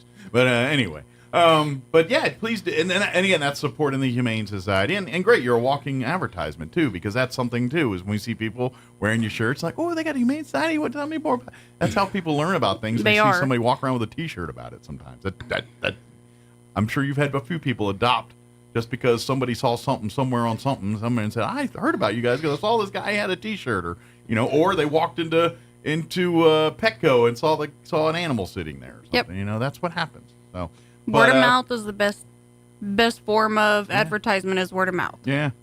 Now, I'm just gee whiz curious. I know it's probably not, but is the Liberty going to let you maybe bring a dog or two for people to love on or something? So I didn't plan on doing that just because there's it's a so different kind much of night, going on. And they do need to be handled the whole time. You can't just turn them loose and let them go. Right. But I'm sure if people want to go Now, love on animals. I will tell you, not this specific one in September, but Texas Roadhouse has given us permission for future Dine to Donates to bring a dog. Oh, cool. So maybe hang out in the patio out there or something? Yeah, cool. Yes. So it's not going to be the one in September because I clearly overbooked myself for that date. You are stretched thin. Very thin. So we're going to do one in October, November, and December. Okay. And I already have the dates for them, but I don't have the flyers for them yet. And so maybe the October one, depending on like what the weather's looking like, because I don't want it to be too hot or too cold. Sure. The weather's got to be optimal for the animals. Right.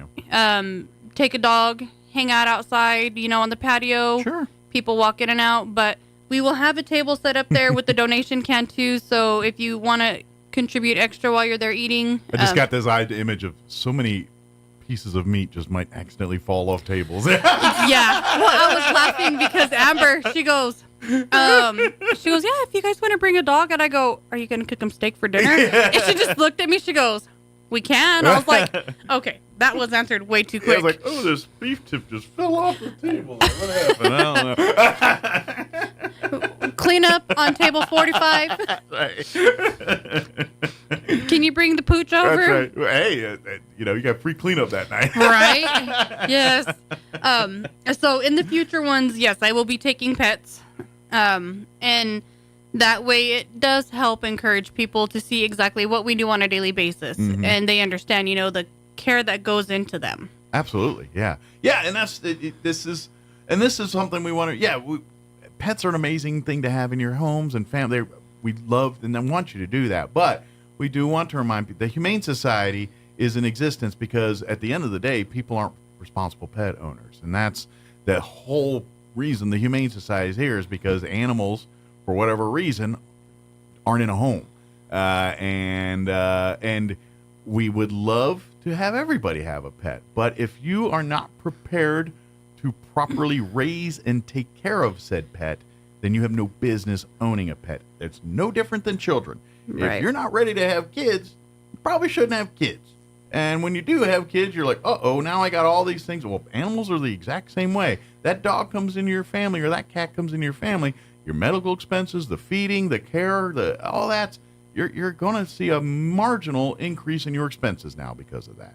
And if you're not willing or prepared or able to do that, then maybe adopting a pet is not the right time for you. Right. So. And, when people come in, they tell us, oh, it's so hard to adopt. Well, we don't try to make it hard on purpose. Right. We want to make sure that this pet is going into its forever home, and it's not going to bounce from home to home to home to home. The priority is not you, believe it or not. The priority is the pet. Yes. Finding the best possible situation for this pet.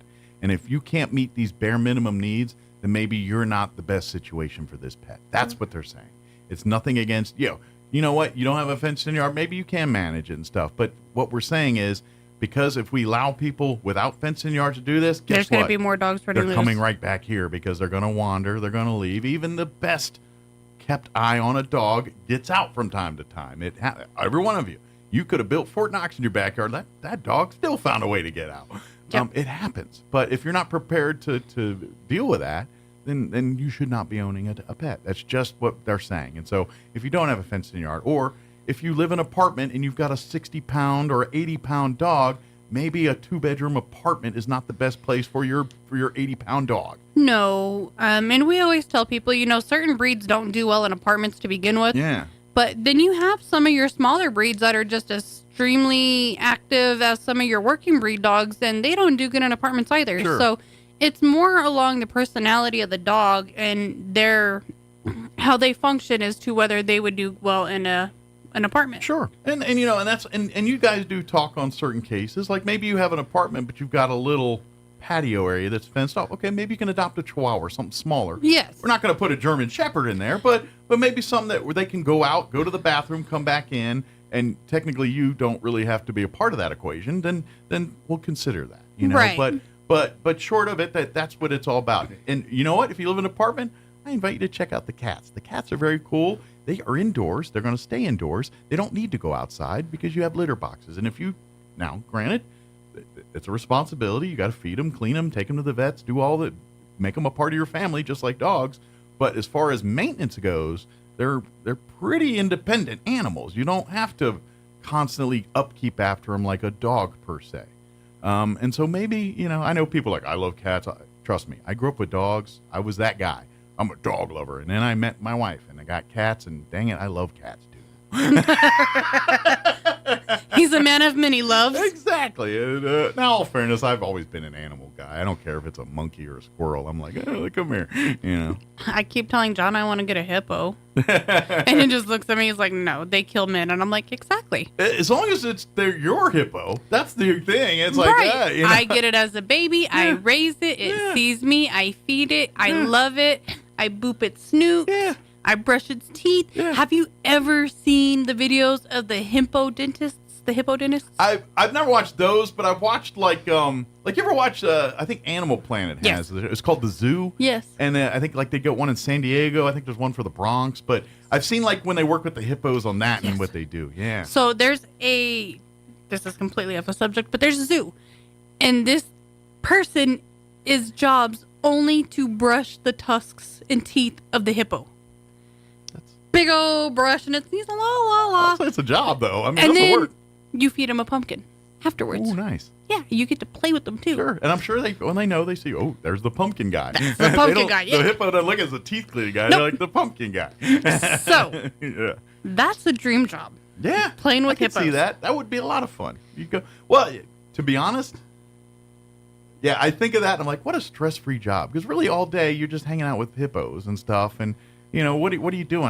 I'm making a hippo feel better. And that's my day. And when I go home, it's like, yeah, I'd love a job where I just get to focus on something like that. Whiskers. Well, I even see those videos online with like the lions and stuff where people, yes, at some point they rescued a lion or whatever. And then they release it in the wild. And then years later they find the lion and the lion remembers and they hang out like they're bosom buddies. I see those videos. It makes me happy. Now, I'm also smart enough to know that 99.9% of the time, that's not really what happens. The lion will eat you.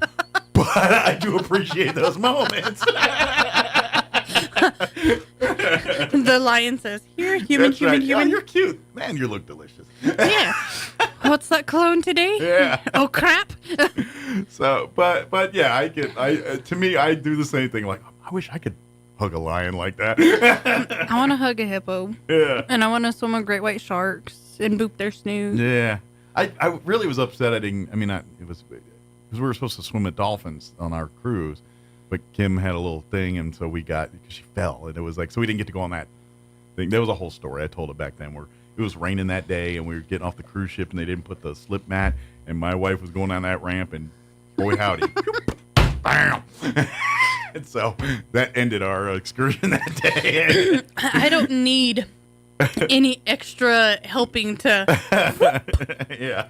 I am clumsy enough on my own. Yeah, they did. I accomplished falling over air. Well, and to her point, it was very slippery. It wasn't like she did it, but yeah, she ate it, and it was. But anyway, but yeah, I was looking forward to that. Getting the dolphins, and they drag you around in the water and get to talk to them and all that. I'd have been like, you stay in the room, I'm going. Yeah. Well, I was a good husband. I said, see you later. Good luck to you. Sit on the sidelines. Watch me. Tell you all about it when I get back. Here, you can record me, so there's video. Absolutely. No. But bringing it back in here. If you are looking, if you do have that space and that ability and desire in your home, please visit the Humane Society. And I tell you every time, they're on East McGaffey. They're located right next to Animal Control. If you do not find an animal in the Humane Society that doesn't connect to you, walk right next door into Animal Control. And because either way, you're rescuing a pet. Yes. Regardless of which shelter you adopt from, you're doing a good thing and rescuing a pet. Regardless, if you pull it out of the Humane Society, that frees up a cage. If there's an animal on the short list over at Animal Control, Humane Society adopts it, brings it over, and says because at the end of the day, the Humane Society is a no-kill shelter. And Animal Control, at some point, they try not to. I mean, they want to make sure everyone's home. but at some point, unfortunately, some will have to be euthanized. Yes. And so we try to avoid that from happening. And if you pay attention online, you can always tell when Animal Control has a few on the short list, because Humane Society and there's a few other animal groups in town that are kind of on that radar and announce it to the world. So if you plug in there, you are rescuing animals and doing the good thing. Whatever you do, do not walk into, when you go down to Walmart or Target and you see them in there, the puppy mill guy in the parking lot. Report them. Report that. It's illegal. It's dangerous. And it's a disservice to not only those pets, but really the family involved. These are people that, whatever it is. But anyway, it's a not safe situation. Report it. Let those animals go through proper channels to get adopted or whatever taken care of. Whatever. Don't do that. Report that stuff. But please come visit the Humane Society. Come to Animal Control. Come talk to these shelters and folks in Artesia, go visit Paws and Claws and stuff, because it's all rescue Noah's and Ark. they all work, and they all are doing good things in our communities to find good homes for these pets. Roswell, we say 1,000 times, every time Crystal's on the show, I say this town has got a huge pet overpopulation problem. We're to the point where we're handing our problem off to Albuquerque and various other communities, other states, and we're actually getting to a point where towns like Albuquerque, like, no, we're good now. We don't need any more. Yeah, we're they're good. like, hey, wait a minute. So, and that's kind of sad when we're a town a third the size of Albuquerque, probably like an eighth the size, and we've got a way bigger, and so the onus is on us, the community. We have to be responsible pet owners. You cannot be just doing these things that we're doing with these pets and expect these problems to go away. It's just not going to do it. The more we do this, the more feral cats, the more animals chained up in yards, running loose, abused. Everything that we're seeing is more of that, because we're not having responsible pet owners. So please come out and have fun and do all this comedy. But if you are, please come to the Humane Society. Let's find good homes for these animals. Every one of them are amazing animals. Every single animal in that facility is an amazing animal in its own unique, special way. And they all have their all kinks and quirks. Yeah, some are more hardened because they've been there longer and they got a little more institutionalized. So you're going to have to come and crack that love a little bit harder on some of those.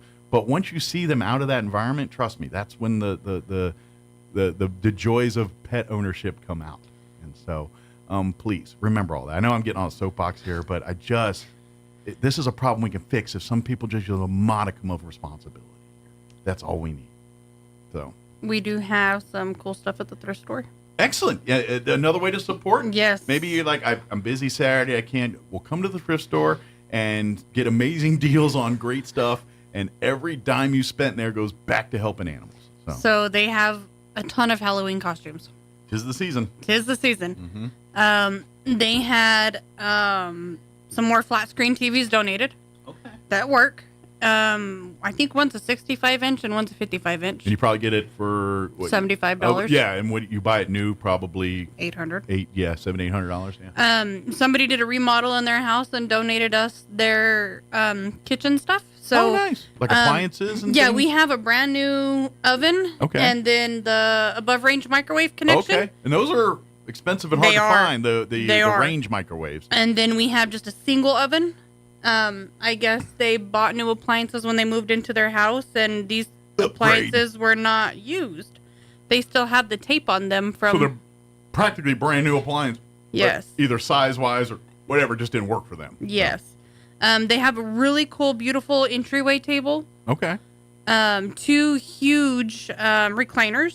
So if you like the overstuffed and fluffy recliners, they have some of those. Oh, great. They have a plethora of cowboy boots that were donated. Like wow. brand new with box. Oh, wow. So maybe your size is there, and I know what the cost of boots are brand new. It ain't cheap. No, it's not. They have a lot of Halloween decor, and as you know, it sells. They're pulling more out, so keep checking regularly. If there's something you see or something that you're looking for specifically, ask them. Say, hey, you don't happen to have one of these stored away, do you? Yeah. Or be on the lookout if they don't. Yeah. And they say, you know what, we don't, but if one comes in, get your name and number, and I will be happy to contact you the moment it comes through our doors. Yes. They have 2 twin-size mattresses, They still have the motorized scooter. They have reduced the price down to $600 from $800. Okay, so if someone's needing that. Yes. Again, they're $5,000 brand with new. insurance involved and everything else, and maybe those avenues aren't available to you. Well, for $600, you can go in and get a perfectly good, serviceable. 2 brand new batteries, because we put new batteries in it when we got it because the batteries were dead. Okay. But it runs, it functions, it works great. It gets and goes. Excellent. If any kids doing football, baseball, they have a ton of football, baseball jerseys, the pants. Okay. The socks, the belts. They've got the baseball catcher's gear. Oh, the breastplate and all that stuff, the mask and gloves and all that. Yeah, that stuff. The shin guards. Mm-hmm. Yeah. They got a lot of them. They're all brand new. And they range in sizes. Excellent. And she's got them listed for $5 a piece. And they're normally $45-$50 a pair of pants. Hey, some little league teams out there needing some stuff, maybe even for practice gear or whatever. Yeah. Maybe, or maybe you buy it for yourself, your family, You got kids that are doing sports. Kids are going to be a catcher. There's a whole catcher's gear, brand new. I'm sure that's quite expensive to buy all that stuff. They are. Hundreds of dollars, I'm guessing. So, yeah. They have a ton of it. And they have a variety of colors. They have white, red, blue, green, gold. Nice. So you almost outfit a league. We could have a league of our own. Anybody listening to those youth leagues out there? Come on by the Humane Society here. Mike got some equipment for you that could be beneficial. Yes. Absolutely. Yeah. And so please support that. And of course, if you'd like to make donations, I always tell you that call ahead first if you want to make donations, even if it's just a bag of clothes, just to make sure that they can handle it that time. And please, please, please, please don't just leave it outside the front door, because it will not get to its intended purpose. No. I guarantee it. The people in the neighborhood will come and ransack it or steal it or just throw it around. And we have signs out that say do not take. We have cameras out, but people will leave donations. Efforts are being made to try to prevent this, but everyone outsmarts the mousetrap. That's just what happens. Yes. Unfortunately. And then sometimes, people will leave donations and then they'll just scatter it through the entire parking lot in the park, and then we have to go clean that up. So we appreciate your intent there, but it ends up costing and creating more issues than help at that. Tuesday through Saturday, anytime. They're not open on Tuesdays, but they're there sorting and cleaning and restocking. So they're there to accept donations on Tuesdays. Call down there, say, hey, this is what I got. And Camille or whoever answers the phone will be more than glad to help you, okay? Yeah. And they can make arrangements to pick it up if it's furniture and stuff. They'll be happy to work with you. But please call ahead. Let Camille kind of give you guidance on what to do with that stuff. And that way you're truly, getting the most bang for your donation here for the Humane Society. So we do appreciate those folks that do that. But, yeah, unfortunately, because we have less responsible people in our society, we can't do some of the simplest, easiest ways because unfortunately, we all don't have the same end game here. So no. But thank you for that, and please come support, come shop. And I'm telling you, it's a great time. Especially we're in this year with like holidays right around the corner. I mean, you can find some great Christmas gifts in there too. You really Brand new can. Stuff, things that are and we'll be doing our Christmas for the Pets the 2nd of November, so that's going to be everything Christmas. Yeah, so it's the thrift store. Please, if you haven't been in there, you're going to go in there. Go in there, and I'll be honest, if you haven't been in there before, allot yourself a good 30, 40 minutes to kind of settle in and take in everything. That way, and then and I'm telling you right now, we have the 10 o'clock club on Wednesdays. And every Wednesday's new stuff day. Like you said, they're closed Tuesdays. They're there, but they're restocking the shelves, putting the new stuff out, taking away things that aren't relevant or needed anymore, getting it ready. And then Wednesdays, the shelves have the new items, the new things that have been donated. So Wednesday morning, I guarantee you, at 10 o'clock every Wednesday, there's a group of people out there waiting for doors to open. Start at 9:45, sometimes even earlier. And so we'd love to be a part of that, but just make note, like if you check back weekly, Wednesday's the day the new stuff shows up on the shelves there. So that's kind of... And they stock throughout the days, throughout the week. But if there's something specific you're looking for and you don't see it, ask one of the people there. Absolutely. And you say, hey, do you guys ever get this? I'm looking at this, like looking if you're for this. A collector of things, like if you like certain, I don't know, like I'm just going to say Hummel dolls because that's something people collect. But something like that, put your note in with them. Say, hey, I collect these things. When any of these come into your store, will you call me? I'd love to have. And they will be happy to do those kinds of things. She has a whole little bulletin board of sticky notes. Yeah, and her notes to these are in. Call these group of people. Yeah, because other people are I'm looking for whatever. Please reach out. They love being on the lookout for those kinds of things. So please do that. If you have any questions about anything we talk about, you can always if you go to the website, the Artesia Humane Society's website, roswellhumane.org, I think it is. Yes. My head. You go there, you can see all the pets available for adoption. But if you want to become a member, or if you have any questions about policies or any of that stuff, you'll find all of that on the website. And of course, you can always call the thrift store or the shelter if you have questions regarding either. Or obviously, don't call the thrift store if you have dog questions, and don't call the shelter if you have questions about clothing. They won't help you. But I'll direct you where you need to call. But but please and give out those numbers if you don't mind. So the kennels are 622-8950, and then the thrift store is 623-9210. Very good. And thelibertyinc.com.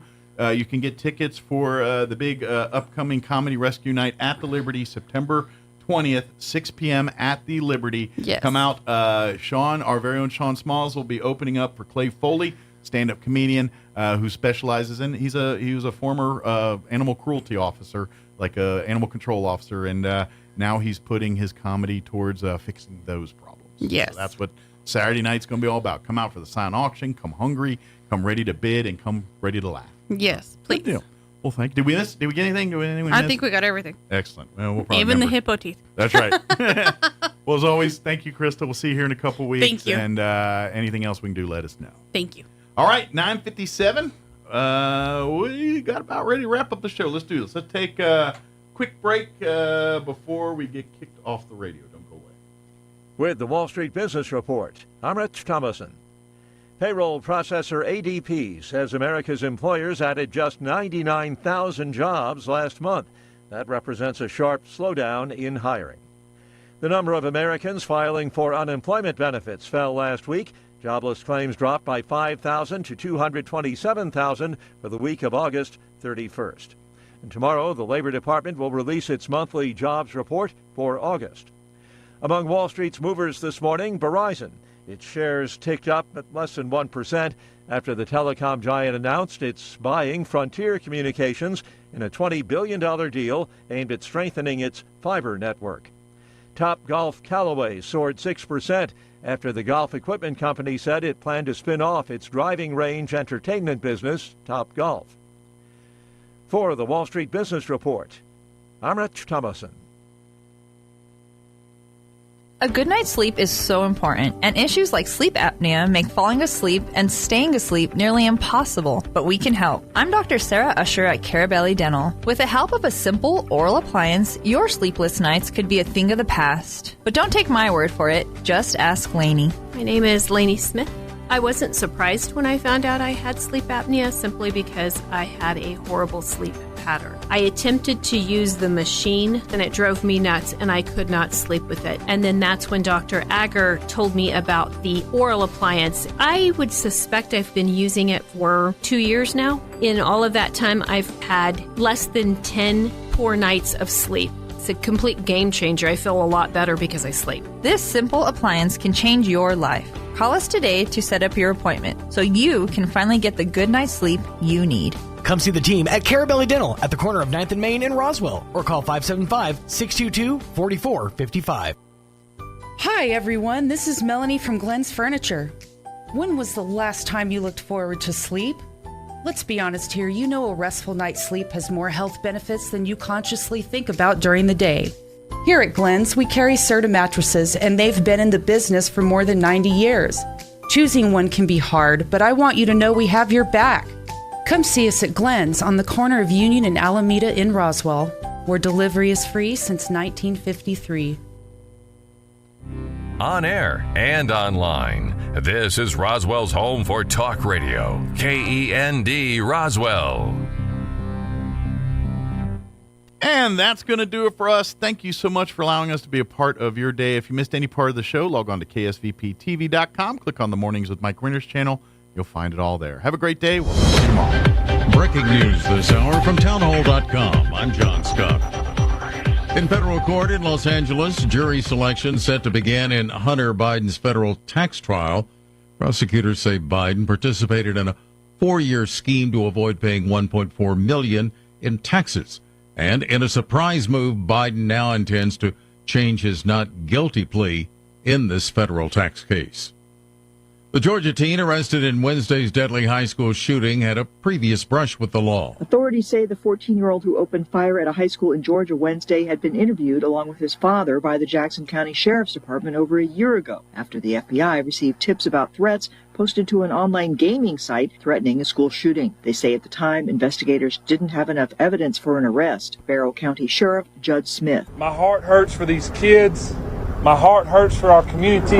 A classmate says the teen left his second period algebra class and came back armed with an assault-style rifle. When classmates refused to open the door, he turned the gun on people in the hallway. The teen has been charged as an adult in the deaths of 2 14-year-old students and 2 instructors. I'm Jennifer King. Also at townhall.com, the number of Americans filing for unemployment benefits fell last week. The Labor Department says jobless claims fell by 5,000 to 227,000.